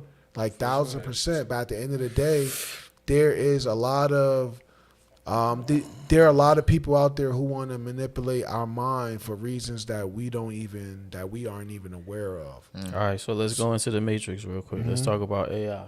Word. Yeah, that was the next question. I mean, AI been here. AI been here. Like, Yeah, Google been AI. yeah, since exactly. it's been AI been here. So Real quick, funny thing about AI, I just found this out recently. There was it's relevant. There was a Nigerian guy, I don't remember his name, but you could look this up later, who actually put a petition to get this patented I forgot what he called it exactly, but it was a automated automaton intelligence. Nigerian guy. Basically, he came up with the concept of AI and robots years ago. Really? Years ago. They labeled him crazy and put him in a crazy house. But that's They stole all his shit. And then now that's the foundation of what we call AI today. I was having I just had one of those moments where I was in the car and like my thoughts was just running, and I started talking about this whole moon landing thing, and like it's not even necessary. As soon as I saw that video, the first thing that came to my mind was I don't know if y'all all heard it, the Gil Scott-Heron poem. He's like, a rat bit my sister Nell, but Whitey's on the moon. Can't pay my doctor bill, but Whitey's on the moon. And it was about the 1972 trip to the moon, where it's like, why would you put those resources toward that when there's other things happening here? And my first thought was like, damn, what does it even have to do with the person being white, right? Like a person being on the moon, period, is the thing that's in question. Like, why would the resources be put towards that? So then it took me to the place of like, all right, so anytime anything is added to that conversation that's not backed by the modern pillar of just science itself, right? Like what science is saying is valid right now in the world, you automatically become a conspiracy theorist. And it's like that's the label that this current world has for a person that adds any kind of thinking. Bro, but that's what I'm saying, bro. That's what I'm saying. Freedom comes in all forms, bro. One form of freedom is saying, I'm not about to be held by those labels. I feel you. Like, ain't no conspiracy theorists. I think what I want. I don't care. I don't care what y'all say. I'm going to be like, you know what I'm saying? It's like, yo, F those labels, bro. Word. Freedom is saying F those labels. If you got enough courage to go back in society and say, I don't care what y'all calling me, I don't care what y'all, that's when you going to grow. You going people out there are limited by these labels. Oh, they going to call me this. They going to call me that. So what? Who is they that's calling you that? Bozos? Like you worrying about bozos giving you labels. So what? Who care if a bozo give you a label? Word. Like, come on, man. So I understand, I understand a lot of this stuff, but then it's a whole other side of it. It's like, all this stuff is made up. Worry about your personal peace. Like, know what I mean? Like, all this stuff is made up. Don't live in nobody else's world. Live in your own world. That's freedom, bro. Living in your own world. Using your imagination to come up with your own world and saying, this is how I'm going to live. So with that concept, right, using your own imagination, living your world, like I've noticed that nowadays, and I think this is a question that's going to be directed to you specifically because you don't have kids, right? Not yet. I don't You got think so. kids. You got You don't companies. think so? It's like, nah, it's like, nah, it's like, I nah. don't think so. You got brands that's like Papa was a Rolling Stone. I've been looking into this idea of like AI for a while now, and it's like you see that people are no longer using their own brain to think things through anymore. They rather go directly to the AI. And like I wanted to ask you specifically, because I know you're running for mayor, you're in the government right now, like that's your lane. How do you see AI being productive in terms of governing people, but at the same time, because we have AI and we have these new technologies, what's ended up happening is we see a decrease in intellectual capacity for children. Gen Z is now labeled as the stupidest generation of all time. Bro, listen. Like, how do you feel? Like, before you say anything, how do you feel specifically about that? Like, with raising kids in this new society, like, how do you feel? Like, how is that gonna affect? Do you think that's gonna affect them? Yeah, I mean, it will affect them for sure. But I guess it's like, I don't know. I'm very like basic with shit, bro. It's just parenting, so it's like being aware of that, kind of realizing like too much. I work in the phone industry, like you know what I'm saying. I work with T-Mobile, so for me, it's like realizing. You're such a great African, bro. No. I've been trying to key on something about Ike's responses to every question. He's mad simple about his approach toward things because it's like I'm not gonna join either side. I'm gonna just keep it straight about what That's it my is. experience, My though, bro you know? said like I'm just a parent. That's Like, my experience. I'm not though, thinking so, about none of that other shit. That's my experience, though. You know what I mean? I mean, obviously, so, but like when I was a kid, type shit, right? Phones weren't a focal or anything like that. So I'm like, and I guess they say like millennials, we're like the last of that generation. So I guess I just take that with me. But like I remember my first phone. My first phone was the Nokia, the Snake. I don't know if anybody remember that. Little brick joint. Yeah, you know what I'm saying? So it was like for me, and it was prepaid. So it was like once the minutes ran out, I just tossed the phone and moved on until when my pops and my mom blessed me with some more bread to probably replenish it, you know, kind of thing.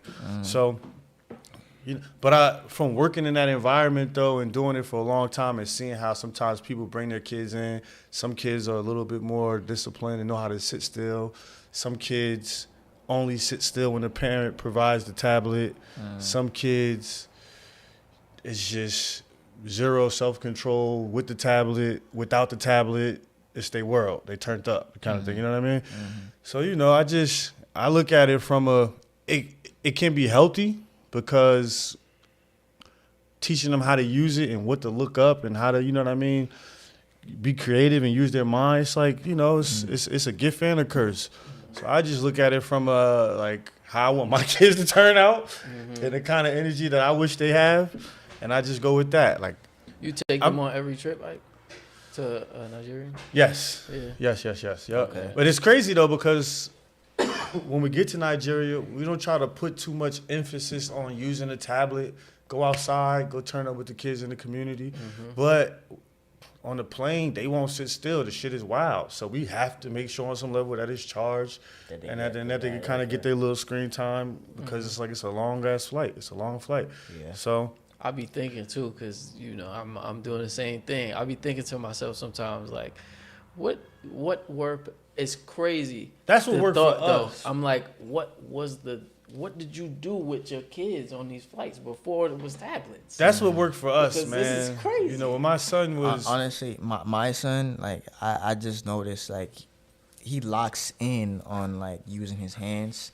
I guess because I'm a person who anything that involves my hands, I could pick up on like this. Yeah. Like if it involves like whatever it is, it doesn't matter what it is. If I use my hands, I could pick it up. So I noticed with him, same energy. if you give him like a piece of paper with crayons and color pencils, all this shit, he would just He gonna tap into he that would right not side. move for Locked in. hours, bro. Like he would sit there seen and him do not it. move. Yeah. I seen him do it. So like I'm thinking maybe that's what parents did, but I don't know. But you're right. Like not every child is the same. Not every parent is the same. Like every child comes with their own thing. I think though for parents though, it definitely needs to be a level of honesty. Like parents need to be broken down. Parents need to learn that like I don't care if it's just a matter of age. You probably still don't know anything. There's probably still so much you can learn. And it's important to do so because you are, forget a teacher. Like, you're responsible for this child's future, you know what I mean, shaping them. So they need to have, like, some basic fundamentals down pat before they hit the classroom, you know what I mean? And then, you know, you just allow them to expound on that and learn and, like, you know, grow as they go. But I'm pretty basic, man. Like, and I'm not speaking from a level of I got it all figured out and my scenario is perfect and, you know what I mean? I'm learning as I do this thing as well, too. So, you know, but I think for me personally right now, working in the wireless industry, I get that slight upper advantage of just seeing like how kids react to these devices and these tablets and parents too though. Because sometimes, like I was dealing with a dude today and he was great vibes, but I saw how quick he tossed his kids the phone to kind of like get them to Getting them shut calm, up. you know what I'm saying? And it started off with him trying to like just tell them, yo, chill out, go sit down, go sit down, go sit down. And then the kids are just antsy. They just weren't really, you know, receptive. And then he just hit them with the phones. And then he whipped out another phone. I was like, damn, like. They keep two on them. You got to keep like, kind of like, you know, so. Jeez. But yeah, man, I guess so. I hope I answered the question. Yeah. I know I probably started chatting, but that's how I see it, man. You know, just be intentional, be locked in with the kids. Don't act like you got all the answers, you know. My kids spend a lot of time with their grandparents. So like when they get to my pops and my parents' crib, you can't tell them nothing. Like they start with my phone. Like if one is using the other's so-called phone, it's like get my other. Like they just start wilding. It's like out of control. But then I'm also looking at it like, how the hell y'all got phones? Like why do y'all have like your own? Particular, you know what I mean? But then I also look at it like grandpa and grandma is not trying to be locked in on you and dealing with you and like they need their own freedom and spare time. So how they compensate, get you a little jack and go upstairs. It's an interesting like thing with that too though, because like the grandparents are relearning how to kind of function with society now based on how the kids are. Right. So they know that the kids want the phones. They know that you wanted it too. Right. But they ain't give it to you the same way that they giving it to them because they like, I already went through that struggle with my son. Now that my grandson is here, I'm going to give it to him and see what he do with it. I'm not even going to fight the current because not giving it to him added up to this, and this. I don't know if it's like, I feel that Grandparents is just soft. not to keep I going the feel you. conversation. Yeah, I was about to say, it's true. and I don't even know if they softer. I just think it's just like, well, they definitely softer. Yeah. But I think it's just a matter of as well too, like, cause I'm sometimes I think about like when I become a grandparent, like what kind of energy I'm gonna be on. You think about it now. And like I'm a godfather. I'm a recent godfather. And sometimes I know like how I look at like my goddaughter. I'm looking like I'll do anything. I'm turning you up like whatever you got. Exactly. When it's like I don't look at my kids with that same energy kind of thing. You know what I mean? You So have it's an like, emotional attachment to the fact that you don't want to be the sucker. Word. So, you know, just those some grandparents probably they carry that same frequency into it with them as well too. You know, just trying to put on for their grands, man. It's funny you say that because earlier today, like my son was not like listening to his grandma, and she came to me. She was like, "He's in trouble because I gave him this thing and I told him to say thank you, and he didn't want to say thank you. He wanted to just look at me and be defiant." And I'm like, okay, fine. Like, yeah, I told him, yo, sit down. Like, you're in, I guess, timeout, whatever. Like, he just has to sit there and not do nothing. Like, if he cries, he knows he's going to get the stick. Yeah. So he doesn't. He's Yeah. And she's just there looking at him, eating her French fries. And she's like, and I see her go over there against my will and give him fucking French fries. Yeah. He gets up. And now he's at the freaking table eating French fries and ketchup. Yeah. And then she looks at me. She's like, I'm a sucker. Yeah. You know, you gotta put on for them sometimes. In that same So you vein, can't help I it. wanted to ask you about because in the doc I also saw that you was talking about implementing like talking to elders like in the community and making that more of a part of the actual like you know the mindset of what Newarkers are doing. So can you talk a little bit about like what inspired that and then what you think that'll do for Newark. All right, first I just want to address the AI thing. Yeah. Bro, Yeah, I definitely want to hear his take Bro, on that, people 'cause I said know this- you in tech. For sure. Yeah, bro. People said the same thing about calculators when calculators first came out. They was like, "Oh, people not using their brain no more." Yo, right? word. Right? That's a good point. Yeah, I'm Good telling point. you, right? Okay. They did it. And then as far as the children, with Gen Z not being the brightest, I guarantee whatever scale that they measured the brightest on, that's Good you get what I'm fucking saying? point. Like, you get what I'm saying? So I know Gen Z, they got different set of skills. They probably got more compassion, more integrity. Nobody talking about that, right? So that's one thing. As far as the elders, man, I spent a lot of times with my grandmother and my grandparents, and they just gave me a lot of context that I was missing. I had the energy, I just didn't have the context.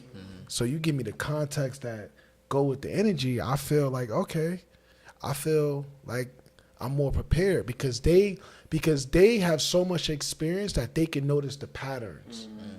Right? So that's just data, right? Like they got data to say, okay, I've been here long enough, here's what I observed. Again, Hov did that, so hopefully you don't have to go through that, right? Like Jay-Z got that line, but that's the same thing with the elders. I've been through this.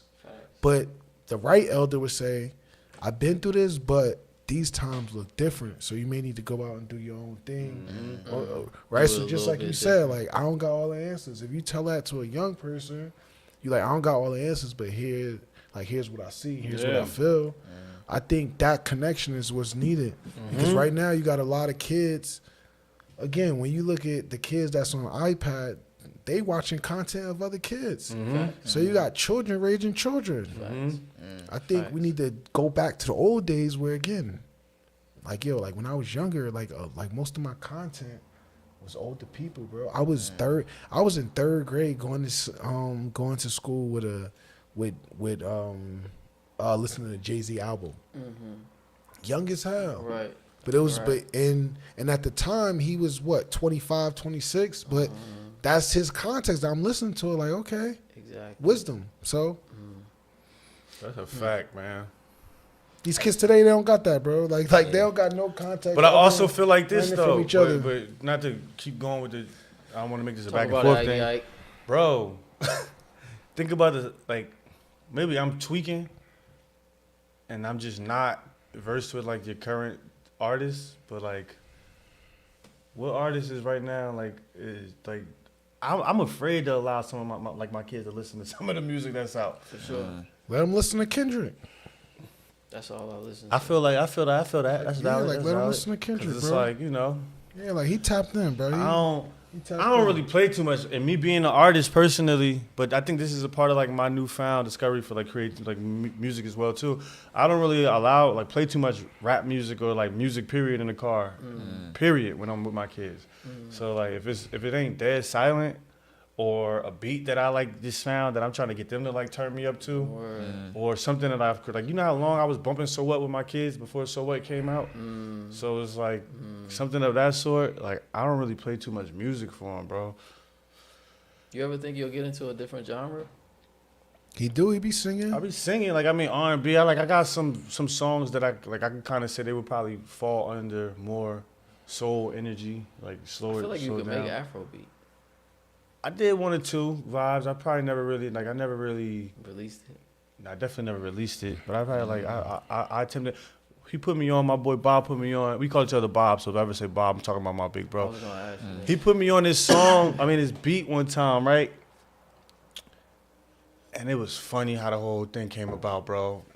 He was like, "Yeah, you should just tap in. You should just mess with this beat." Time went on. I started creating something to the beat. Never did nothing, like never put the song out. I would just send it to him for perspective. Bro, literally, we always got this thing about like 6 months, like in 6 months. Let's say like the Troll in 6 months, that beat came out, and that beat was Byron Messiah. You know what I'm talking about? You know who Byron Messiah is? I don't know. Yeah, all I know right, who he the is. Caribbean. Yo, you definitely know him. Yeah. What's that particular song?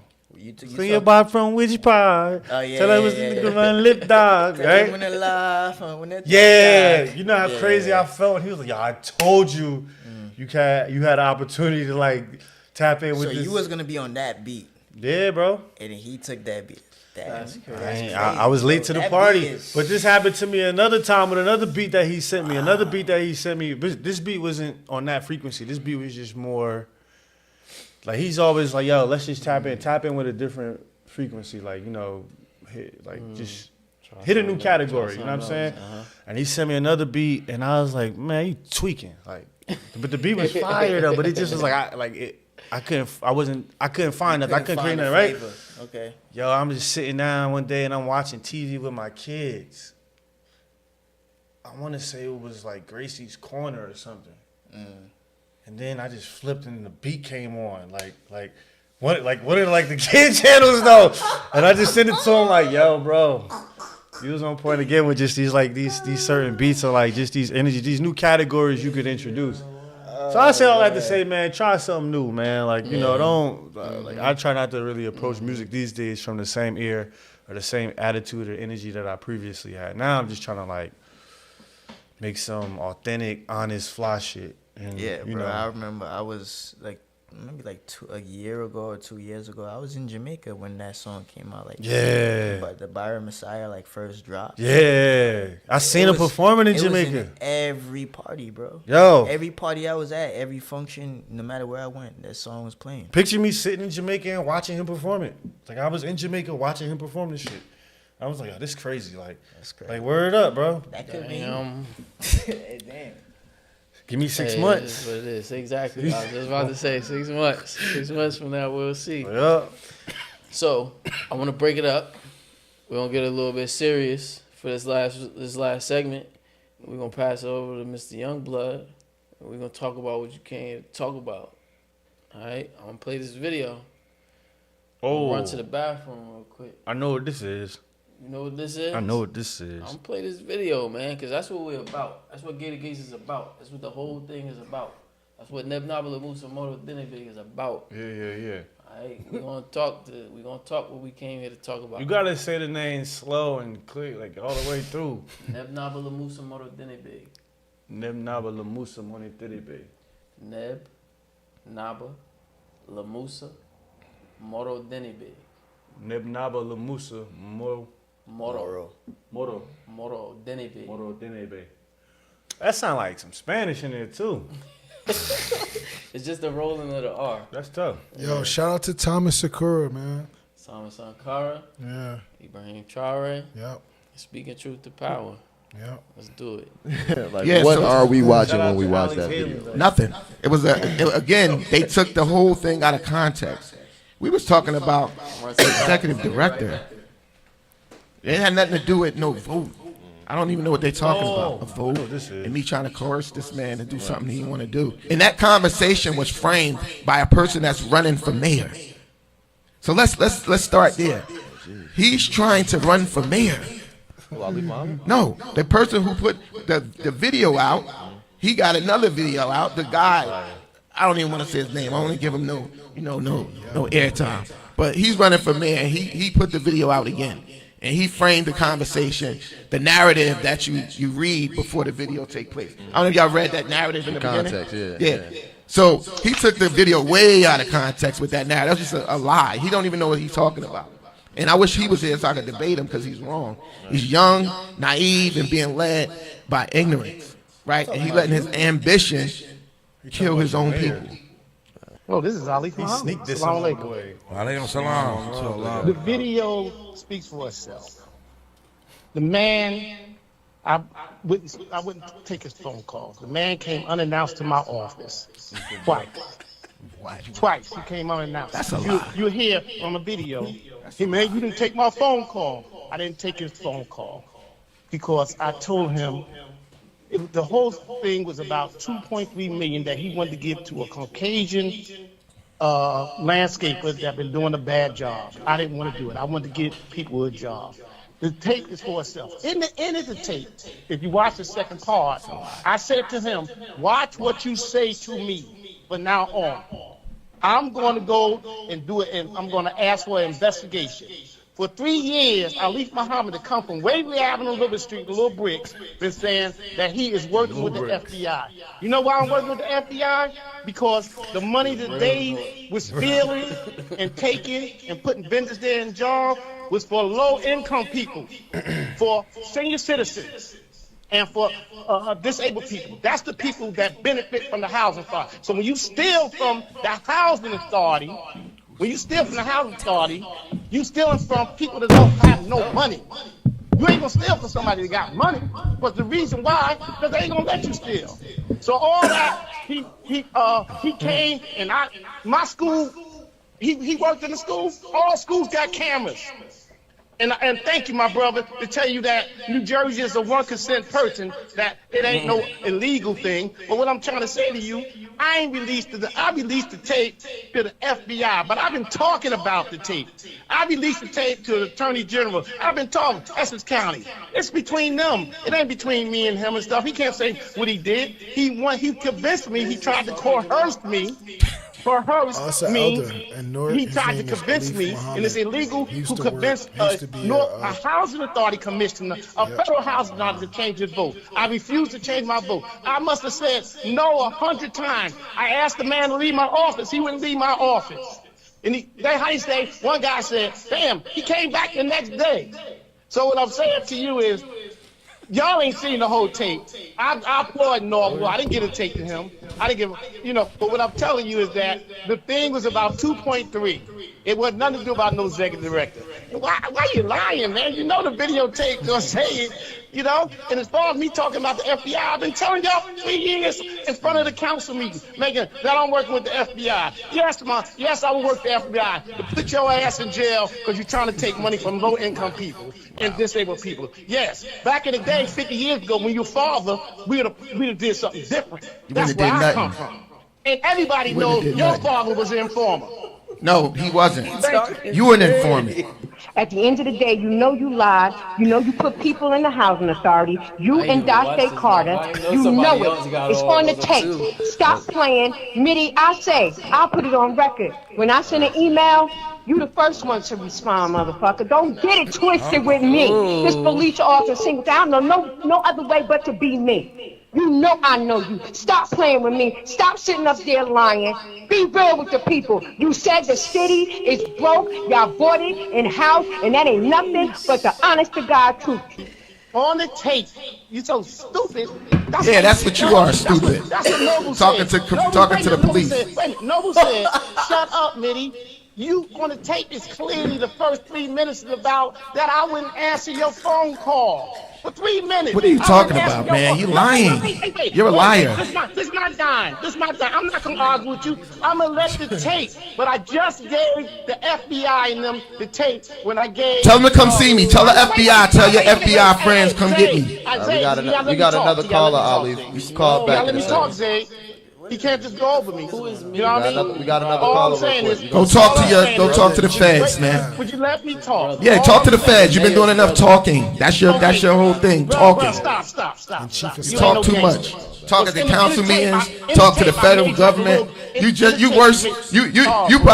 probably part of that Malcolm X. The Malcolm X crew that killed him. Y'all gonna let him just talk over your callers? You're lying. Okay.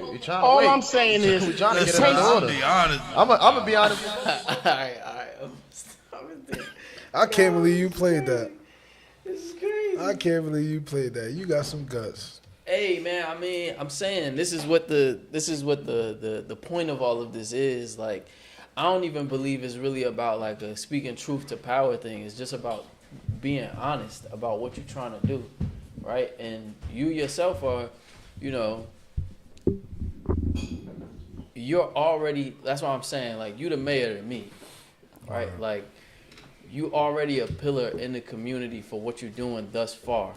To a certain degree, I even see you like Dick Gregory in a way where I hope if I feel like if I was around at that time, like if I was an adult at the time that Dick Gregory was running, I would have felt like I don't want Dick Gregory to win because I don't want him in there for it to change him.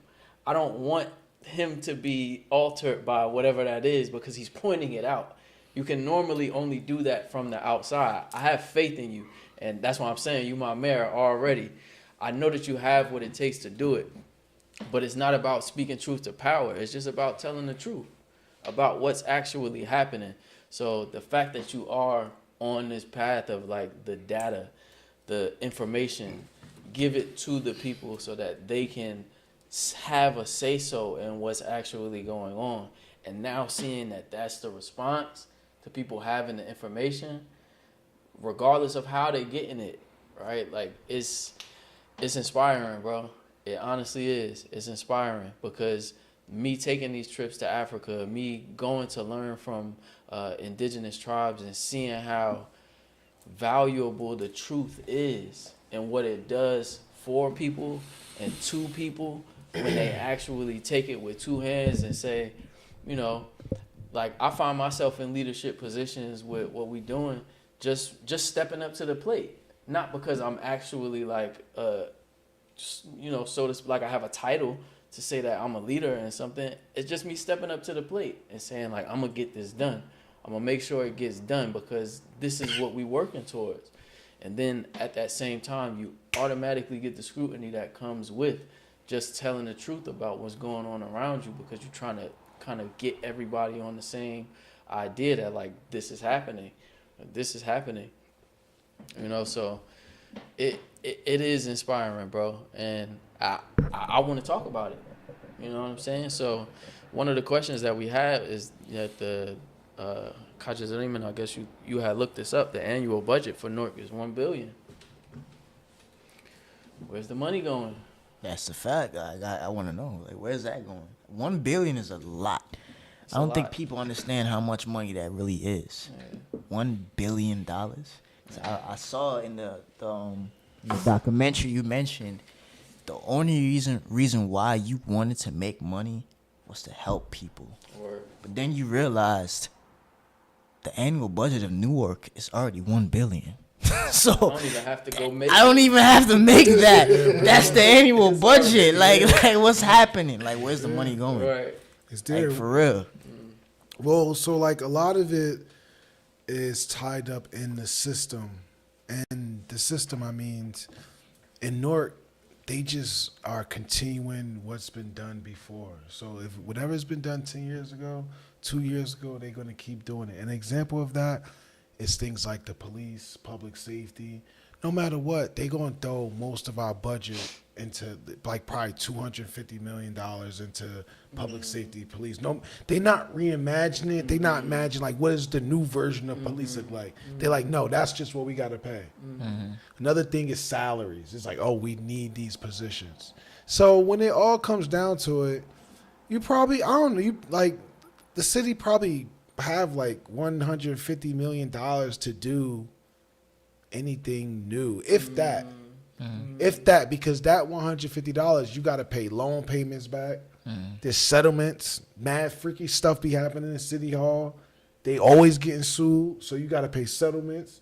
So when you get down to it, historically how it's been done, they probably not allocating all of that 100 or all of that $1 billion. Like basically what I'm trying to say, it's not like a blank check of $1 billion. Because of how they're thinking. They're so outdated with how they're thinking. We're not trying anything new. So they're like, yo, let's just keep doing whatever we've been doing. Was been transcribed or prescribed for us to do with this. Like just exactly. Like let's just keep doing that. But within that, they figured out how to finesse. Exactly. And that's when the transparency and the data comes into play. Because it's like, it's mad people that go to work, that get paid, they don't even show up. There's mad people that get contracts, they don't even do the job. It's like this stuff that's been proven. It's because we just so ghetto, janky, outdated, corrupt in there. Nobody want to talk about that. You know why? Because the leader is going to go give a speech. It's going to get people moved and distracted. Just like a pastor. Well, I'm not coming after pastors. I love the pastors. But, I ain't trying to start no beef with nobody. But I mean, it's not about that. I get what you're saying. It's like it's good people everywhere, regardless. It's of good and their bad religion. in every situation. Exactly. But with our local government and our people struggling, it should be no bad. It should be like, integrity. yeah, you know what I'm saying? Like, this is an important role. Like, we got resources here. We're not going to get that. Listen, man, Newark is one of the few black cities in America where black people got control, and it's this big of a budget. This is like what? Like, this is gold for us black people here, and we not treating it like it's gold. Because we not, and again, most people don't vote. Our mayor only has support of 8% of the registered voters in our city. He won with 14,000 votes in a city of 165,000 registered voters. That means 92% of registered voters didn't vote for this man. Yeah. So it's like, what are we really doing? This is like what are we really doing, Newark? It's like we like what's happening to us. And I get it. They like, yo, we keep voting, nothing going to change. But at the same time, when you look at the budget, when you look at like the voting numbers, you like, yo, we could take like you could run for mayor. I feel what you're saying. Anybody can run for mayor with those low of a numbers. You just got to motivate enough people to get in there. And that's what he's been able to do.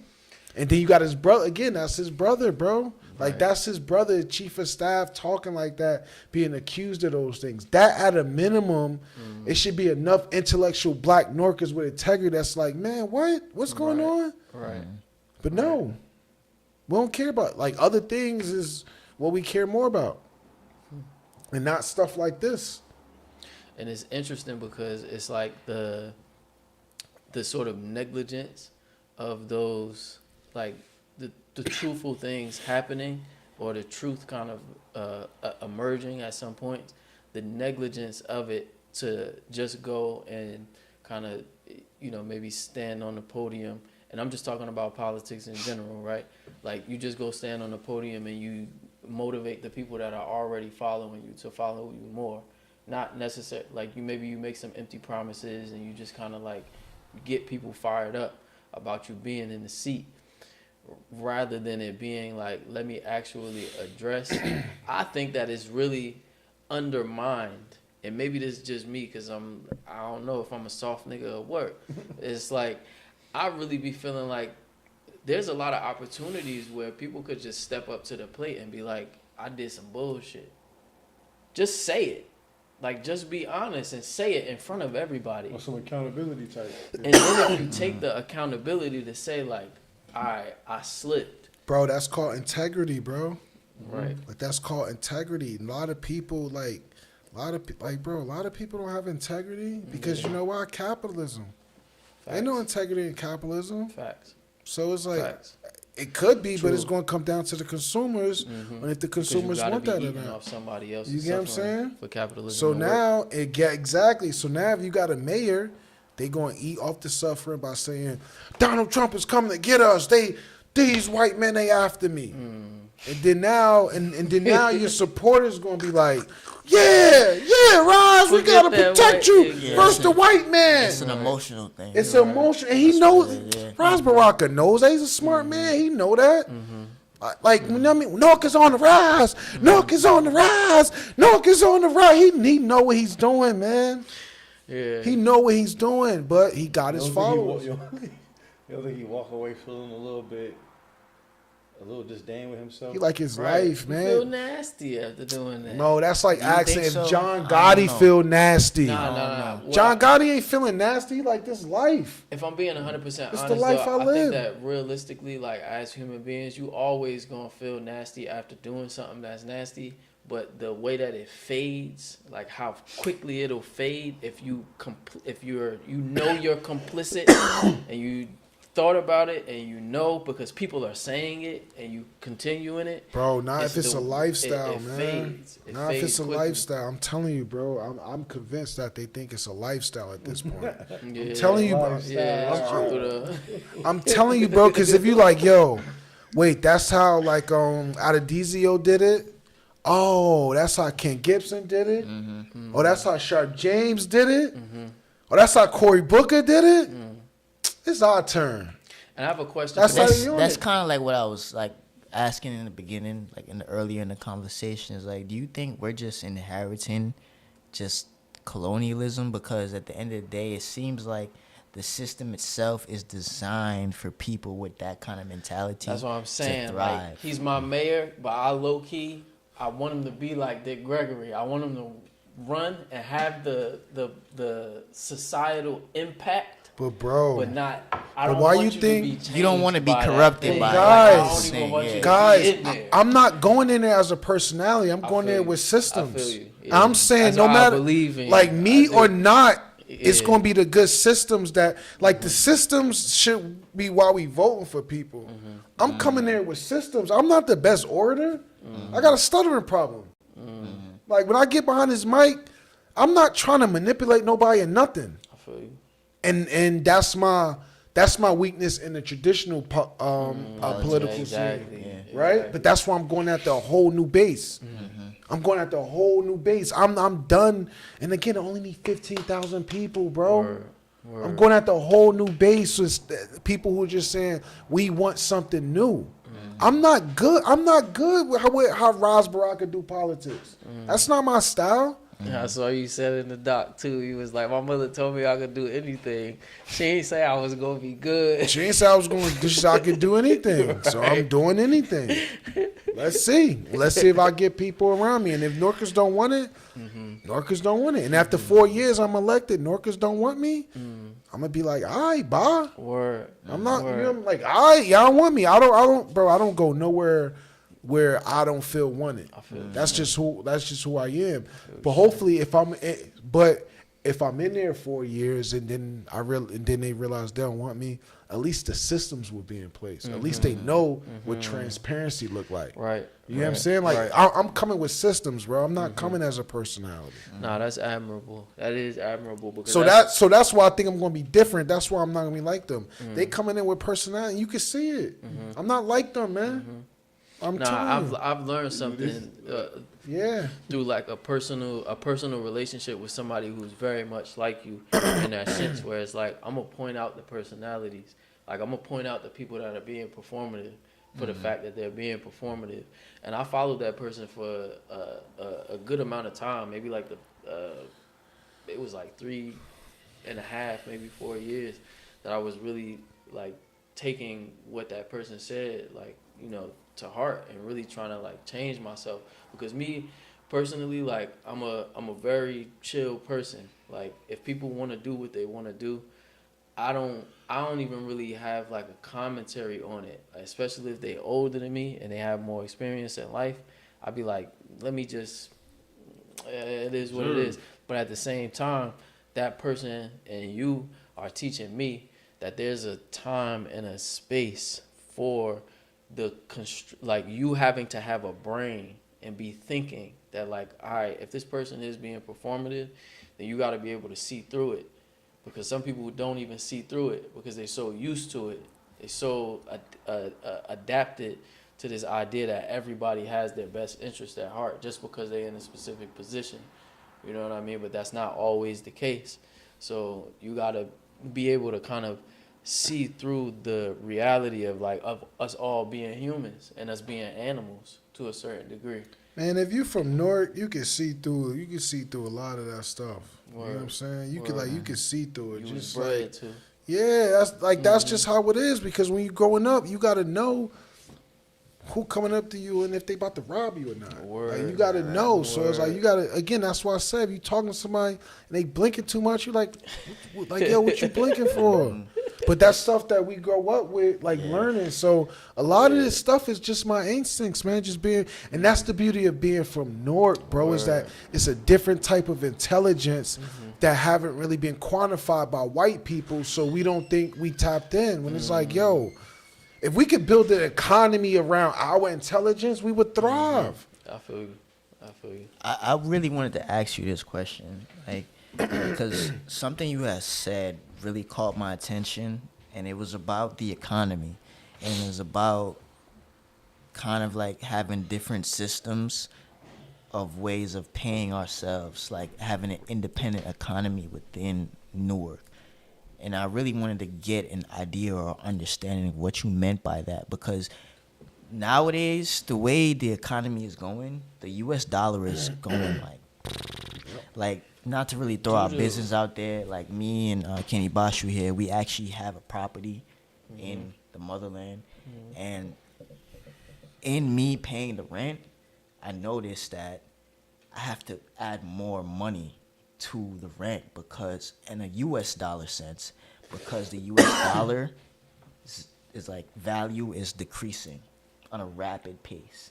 So we end up having to pay more and more every month because of that. Now, with that as a reality, what do you see is like a different option for Newark or people within the state of New Jersey? Most of our residents are poor. You got 10% of residents who make $10,000 a year. Don't go to sleep, Ike. 10,000 a year? Yeah. 10,000 a year. Low key, bro. 10,000 a year. Wait, what's the statistic again? I'm telling you. That's nothing, bro. 10%. That's what I'm saying. Wait, what's the stat? What's the stat again? It's about around 10% of residents who make like around $10,000 a year. So how's that even possible, bro? I'm telling you, bro. People poor, bro. Like people are poor. So I'm saying that when you look at the essentials, food, clothing, medicine, housing, it's like, okay, what could we do? What systems could we create that can take USD away from those things? So what could you contribute to, like, to make our city better where you can get those things in return, right? So imagine if people not working for food, they're not working for housing or for clothing, that gives them free time that they can go and invest in themselves. Right. Because again, damn near so much of someone's paycheck is going to rent. Real talk. And these are people that's working so many hours. It's so not you the whole only thing. Working to live? Basically. Word. Right? Like you working to live. That's why the key term now is the cost of living. The cost of living. Literally just living. But here's the thing, though. Here's the thing, right? Here's the thing. Wages are not rising, but costs are. Yeah. So let's just be real. Capitalism, modern capitalism is not working for us. So what are these new systems? And this is when you think of going back to the Lenape tribe, like now this would be time to tap in. What was people doing before we had the other currency? Right? Before we had this modern day currency, like, people were bartering. Can we bring that back? Right? Like, could we bring that back? But it makes sense because you can't even bring that back until the city itself has people that are thriving, that are working, that have jobs, to be able to have the time for themselves to give something, to barter something.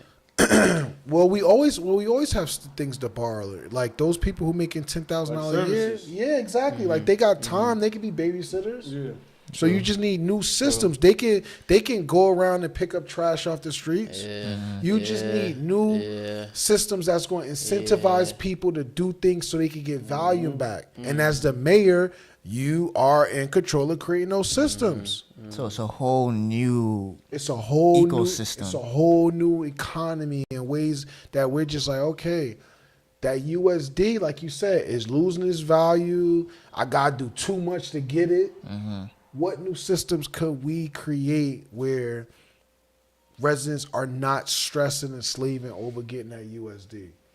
Right? Like, that's the question, bro. And I think if we successful in Newark, bro, it's going to travel all over the world. And honestly, to be honest, other people in different countries and different areas are using versions of this already. I'm just adding our Newark experience on it. It's true.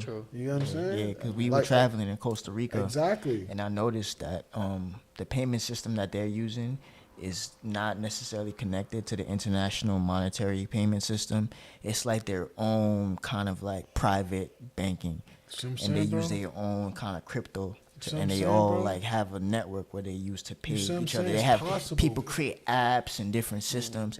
Funny thing about that is like even within Africa, I learned that a lot of the apps that they create out there it works as a free market economy apps, like where they have the ability to pay each other. Yeah. Even if they wanted to use USD or the other currencies backed by the monetary funds globally, it was like free of charge. You didn't even need to be on Wi-Fi or have any service for those things. There you go. But they were unable to bring those things to Washington or bring those things to Silicon Valley. Of course. Because Silicon Valley didn't find it profitable because they couldn't make it a service where they could like charge you monthly for. That's what I'm Well, saying. they subscription. They couldn't make it a subscription base because it was based on actual people working together to have an economy where they could keep things flowing and going. That's what I'm saying, bro. And I'm just going in there and I'm like, listen, everybody in Newark who want to do that, y'all can still do that. Y'all can still do y'all whole USD thing, the private market thing. But it's a group of us over here who's struggling, who need help. We going to do our own thing. That's all. And I think Newark is a perfect place where something like that can like coexist. Where you got a whole public economy and a private economy like just coexisting. That's all we talk about. It's extremely straightforward. Whether people believe it's possible or not, that's on their limitations of their mind. It's definitely possible. Whatever limitations they're arguing for, they can keep them. Yeah, Mike. My fault. I didn't realize I went to back. You hear me? You heard? Whatever limitations people argue for, they get to keep them. Yeah, keep them, bro. So it's like, I feel that. Especially when we trying to help the people at the bottom. Write that shit down. Chill, people at the bottom, bro. If you're not trying to help the people at the bottom, then again, go over there, man. This brings me to, like I said, I hate the idea or the concept of ignorance, which, I mean, to some degree, we're all going to be ignorant to something because we're always constantly learning. Like, there's never a time when you can't learn something. But I respect China.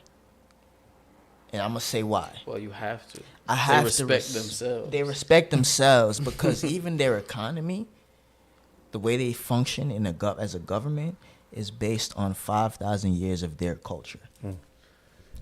And I think we, as Westerners, need to really understand that because, in my humblest opinion, Westerners, we lack the concept of culture a lot of the times.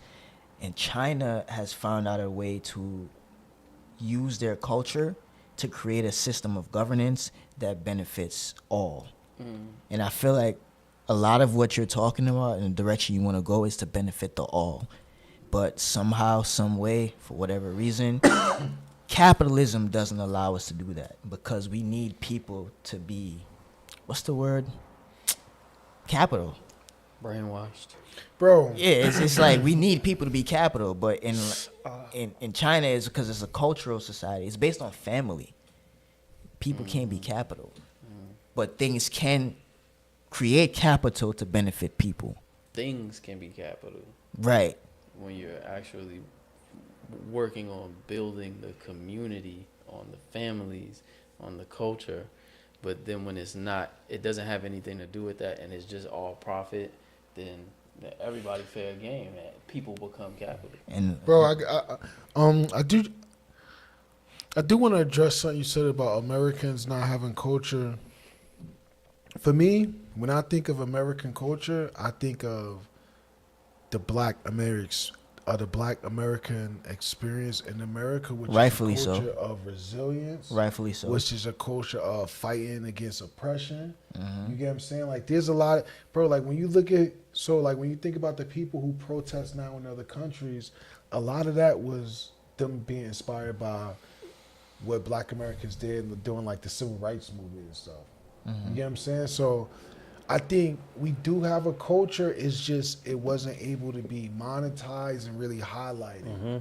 But internally, when I look at my ancestors who started from where they started, from chattel slavery to me having the freedoms that I have now, that's culture for me. That's something that I look up to and say, wow, because back in the day they had to manifest people like me in order for to make them wake up and go out on the field to make money. Because they was like, you know what? My life may not be good, but I know if I keep fighting it's going to be a Jhamar Youngblood in the future. So that's the culture I think of. Because, like, a lot of people say that. It's like, yeah, America don't got culture, but it's like, we do. It's just not Hollywood, right? And it's just something internal that's internal to us. I think that's where the separation is, though, because I always hear that argument when it comes to like for me personally, I separate the idea or the concept of what we call America on a global scale from the individuals within America, because America itself is a melting pot. So you have formulations of many different pockets of culture that make America, but the idea of the United States itself, that's the reason why you can't have a specific cultural pinpoint, because there's so many different cultures within it that make it what it is. The culture is exploitation, and who's at the bottom of that exploitation? Like, that's the now culture. You're saying now you're talking. Seriously, like the culture of America is exploitation. When you think about who historically has been at the bottom of that exploitation, it's been a very particular culture. It's been us. From back then to now, it's always been us. So I'm looking at the fact that we still here and we still got a arrogant or just like no, I get what you're saying. Our confidence, and we still like out here stepping every single day, despite again knowing that that system was designed to keep us at the bottom, and we still out here like living it and popping it. To me, that's what I look at as culture. Now, before, because we gotta kind of close up. I think we've been on for 2 and 20. Damn, I don't even feel like that. It don't. It's a great conversation, and I definitely want to have y'all come back again, and we might bring in more of a crowd in the next conversation. I like this energy. To bring more people. Jersey Gardens is back, baby. Yes, sir. Shout out to Jersey Gardens. So I want to just to flip what you were saying just now on his head just a little bit, this idea, right? Because one thing that Neb Naba Lamoussa Morodenibig, the prophet of the traditions, he really stood for with bringing his mission to the Americas, right? Getting commissioned by the king, Yoabli, in Burkina Faso. It's about making sure that more people can benefit from the reality of what's in front of them and not sort of submit themselves to a narrative that's being given to them as the totality of what they are.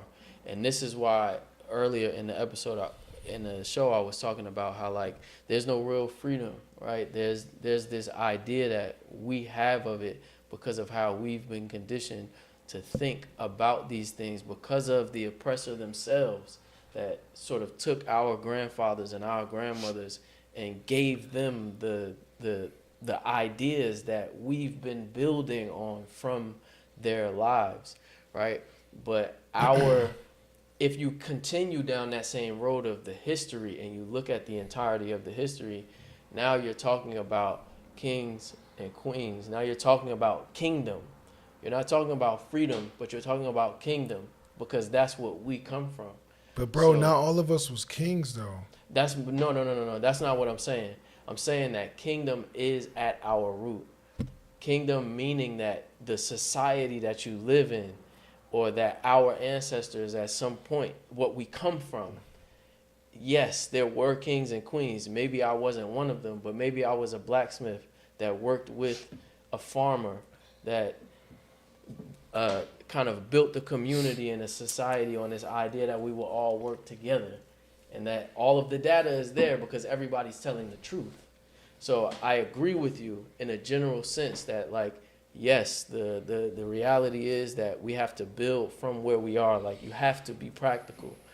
But there is that aspect where the history, and I'm still working on it, right? Like, so I'm not completely justified, but there is that aspect where the second half of it, where is the reality that's in front of me? Where has it come from? Because the history that led up to this very moment has to matter to how I'm approaching it, right? Like you were saying in the doc, like your uncles, I got uncles that, you know, were drunks and so on and so forth, and all of those kinds of things happened in the life that happened before I was even here. So that is literally a part of the reason why I look at that and say, like, all right, damn, that wasn't as beneficial as it could have been if they went a different route. So that's the reason why I'm going to stand up and do things in this way. But without that part of the history, would you even think that way? You can't put yourself in a place to say that you would or wouldn't, because that's not the reality that's in front of you. So when I think about Fred Hampton, Malcolm X, Muhammad Ali, it's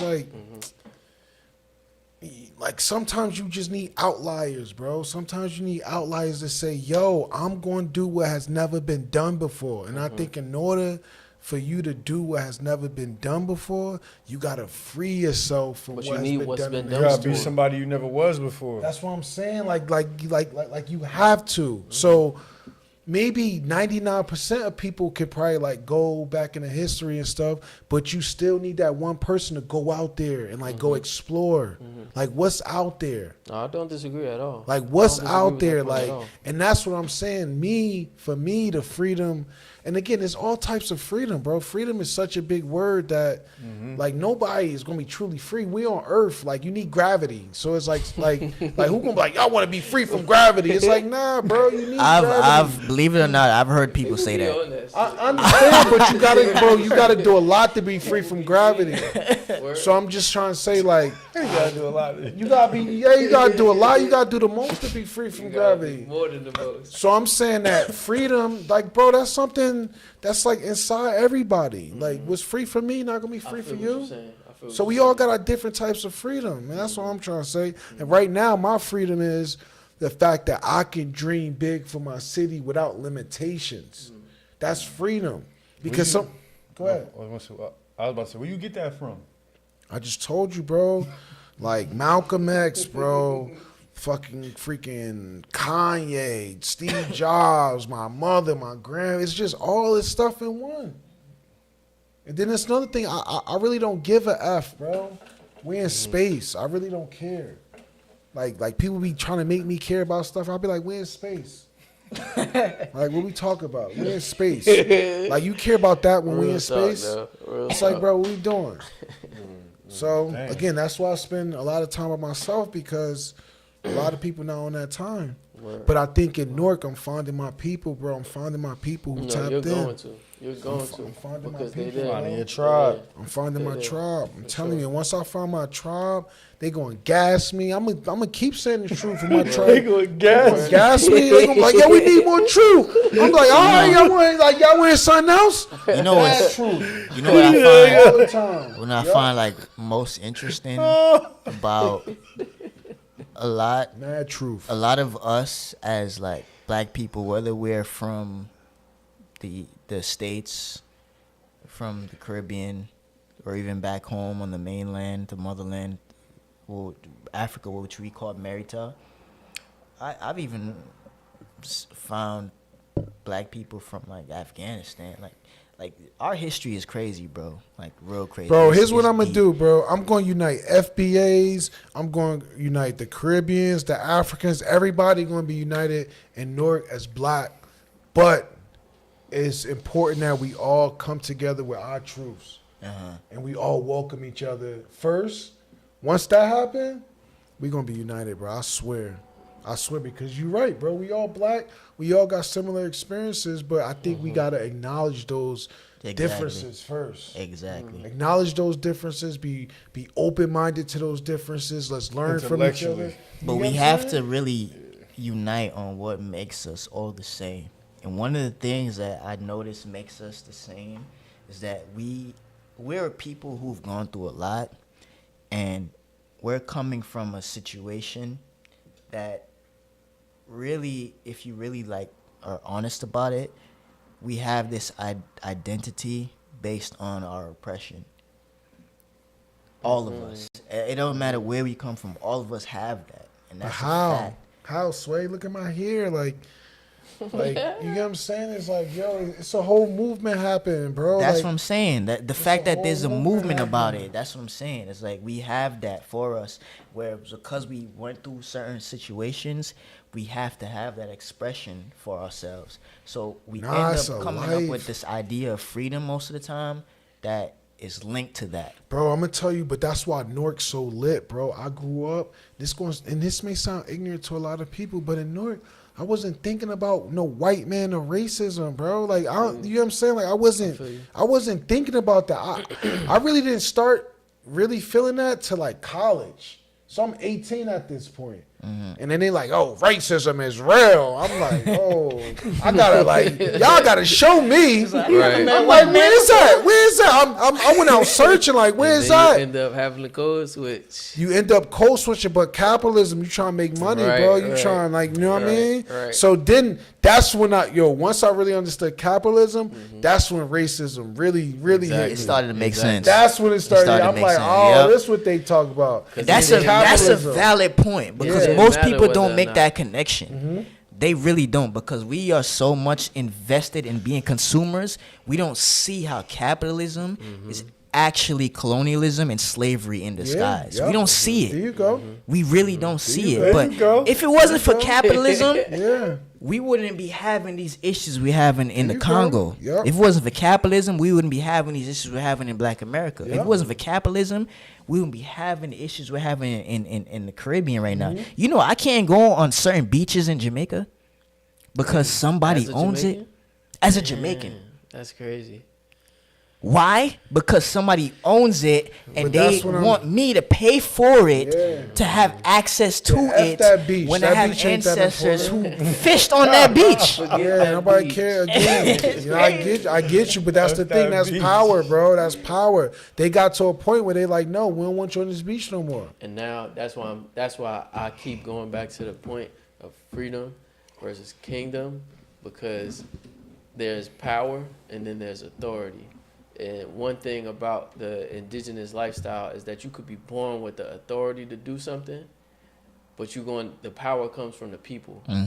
Backing the power always comes from the people. Exactly. The power always comes from the people, but the authority, you could be born with it in a tradition that's kept of like, I come from a line of pharaohs. Is that audacity in that? That's delusion.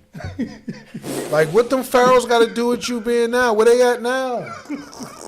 Like, with all due respect, people like, I wish somebody would come to me talk about they came from a line of pharaohs and they trying to, like, with all due respect, I love it, but at the same time, it's reality, bro. You miss what I'm saying. He said it. He said audacity. I'm talking to him. I was replying to him, bro.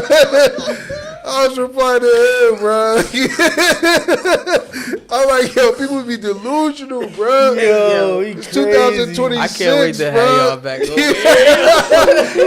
It's 2026, bro. I'm like, yo, what you talking about? What you talking about, bro? No, I'm telling y'all, I swear I get it. I'm not coming at nobody philosophy of life. I'm just trying to say that, yo, people out there struggling. Sometimes people don't got time to be playing them games. I feel what you you're talk saying. You talk like, yo, like people gotta eat. Like, you talking some Woody was mad long ago. It's real. I love everybody. I swear. I'm just listen. You know what it is, though. I appreciate it. I'm just from the ghetto, bro. 2026, nigga. 2026, bro. Exactly. 2026.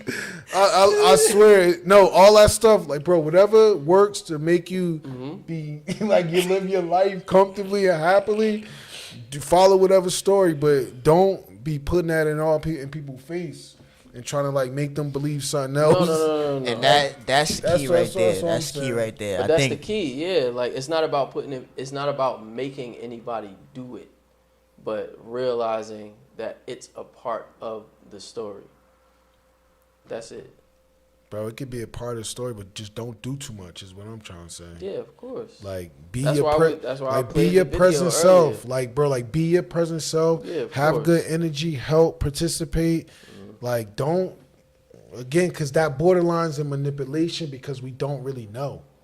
It's like who your ancestors, we don't know them. Like you can go, like bro, you can tell me who your ancestors what's their were. names? Yeah, what's their names? But what about the people that know? Huh? What about the people that know? The name. I need to see it. I need to see it in their energy. That's what I'm trying to say. Wait, what do you mean by that? See it in it. I'm not believing whatever you say just because you say it. Like right, like if you say yo, this, you shouldn't. But that's what I'm trying to say. But that's how people that's present a it. part of the attitude. Right? People be flexing it like my great granddad was such and such and such, and it's like. In my experience, though, to be honest, like most people who actually come from something or of like greatness, who are born with like what he was talking about, like authority, because what we understand as authority doesn't necessarily mean like an attitude you wear like above you. Just it's like more we were like saying about Ike, it's, like it's just an because energy. you can come from affluence don't mean that you have to be like, hey, like I got it. Exactly. But he wasn't talking about it either. That's what I'm trying to say. Exactly. Like, Those my people thing don't is, talk like, about once it. you first, yeah, exactly, right, exactly. Like you can know, but once you start, even if you're talking about it on a podcast to a certain extent, it's like, what we doing? It's like, yo, just live it. Whoever you is, just live it and don't judge nobody else because they come from another tribe and like just be real. Just be real. Just be who you are and let your actions show who your ancestors was. Like let your actions in 2026 show who your ancestors was. You don't gotta tell me. Like my ancestors gonna connect with your ancestors. Sheesh. That's all I'm saying. I know I don't articulate it the right way. Do we still have? We have those bomb drops. I got the bomb. I'm dropping bombs. I know y'all can't hear it, but I'm dropping bombs. Yes, sir. And again, I don't articulate it the right way all the time because I'm so direct and they come across as jokes. But I'm from Newark, bro. I'm from Newark, bro. Like that's how we like. Well, come on, man. That's how like we don't even learn that skill on how you talk and not hurt people's feelings. We just like, yo, say what's on your heart. Right. And we say it. I got you. But this was dope, man. This was dope, man. Real. Like this good practice. Because I'm gonna tell you why this dope. Because my next phase of this whole politics thing is me doing more of this. Like I'm done trying to be a politician, bro. That was bringing me too much stress, too much I could tell gossip. from the documentary, yo. Honestly, you could tell. I could tell because even when you was in those, I don't know exactly what they were, but like those forums where you would be sitting behind a table and you said something to like a director or a councilwoman where you was like, I sent it to you, and I posted it on my social media, and it's like I could see from the way that you have to present yourself in those arenas. It's like it's this thing that you have to do in those places.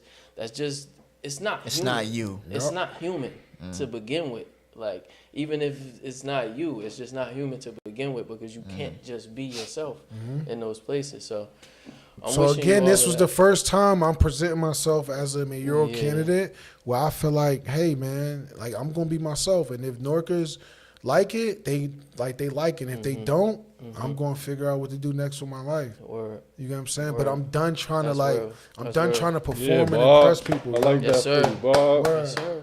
Yes, sir. All right, well, viewers, this has been another episode of the Gator Gates podcast, a byproduct of the Kebtah mission. Check out Sauce Hot Sauce, Kebtah, risingfirefly.org, Hold it up. Both up. anhlife.org. Get you some. Come by the temple. Come by. We right in Fort Lee. We gonna make Newark hot sauce one day. I swear. Bro, do it. Word. Newark clothing. We could collab. Let's collab. That ass. I'm telling you, bro. We gonna have our whole situation. It's gonna be lit in there. I'm telling you. Whatever we can produce, we produce. Newark got his own sauce, literally. For real. I'm like, yo, why y'all buying Frank's Red Hots? Why y'all doing that? We got our own. That's how you keep money in the community is what I'm trying to say, bro. That's how you keep money in the community. You go to the people with the power. Your power is your dollars.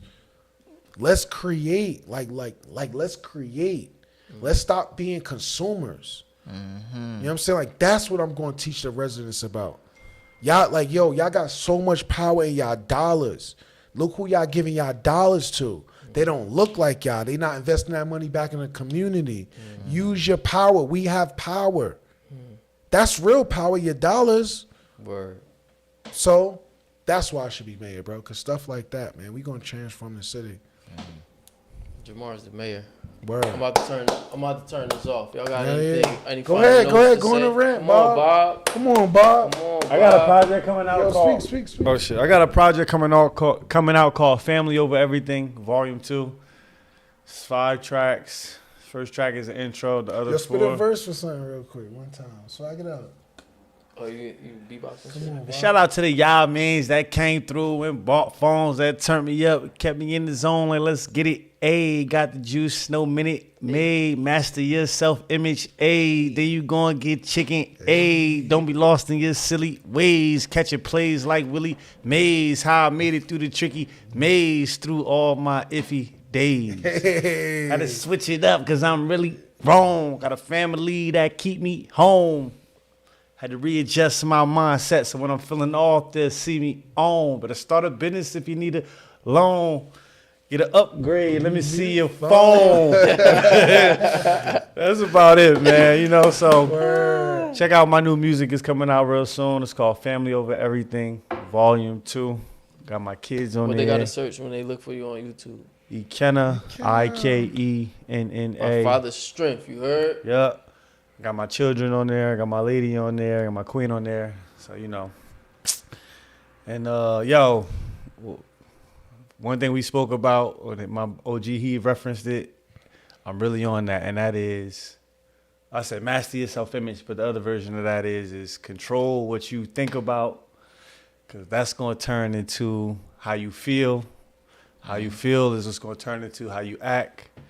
And then how you act is what's going to turn into your results. Hey. So, you know, sometimes I catch my kids doing silly stuff, and I'm like, yo, why you do that? And they be like, I don't know. And I be like, because you ain't paying attention to what you thinking about, little bro. You sure you don't know it? You just ain't think about it. Yeah, word, yep. So that's it for me, man. Love over everything. Jersey Gardens, freedom.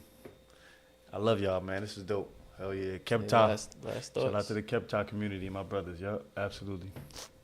Shout out to Thomas Sakura. Shout out to Sankara, I'm sorry. Shout out to Ibrahim Traore. Shout out to the whole Burkina Faso. I'm really inspired of what Ibrahim was able to do in 2002. Once I saw that, I was like, man, he's my age. 2022. Yeah. Yep. So like, and he's my age. So when I saw he did that, I'm like, I can't go out there, go against Roz to get 15,000 votes. I'm tweaking. Like, look what he just did. Let me go through that real quick. Not even let me go through that. I'm like, let me go through 10% of that. Let me go through 10% of that. Again, the same thing with Malcolm X, Muhammad Ali. I'm like, yo, if I tap in to 10% of their energy, I can make big change in Newark, bro. So again, shout out to Burkina Faso.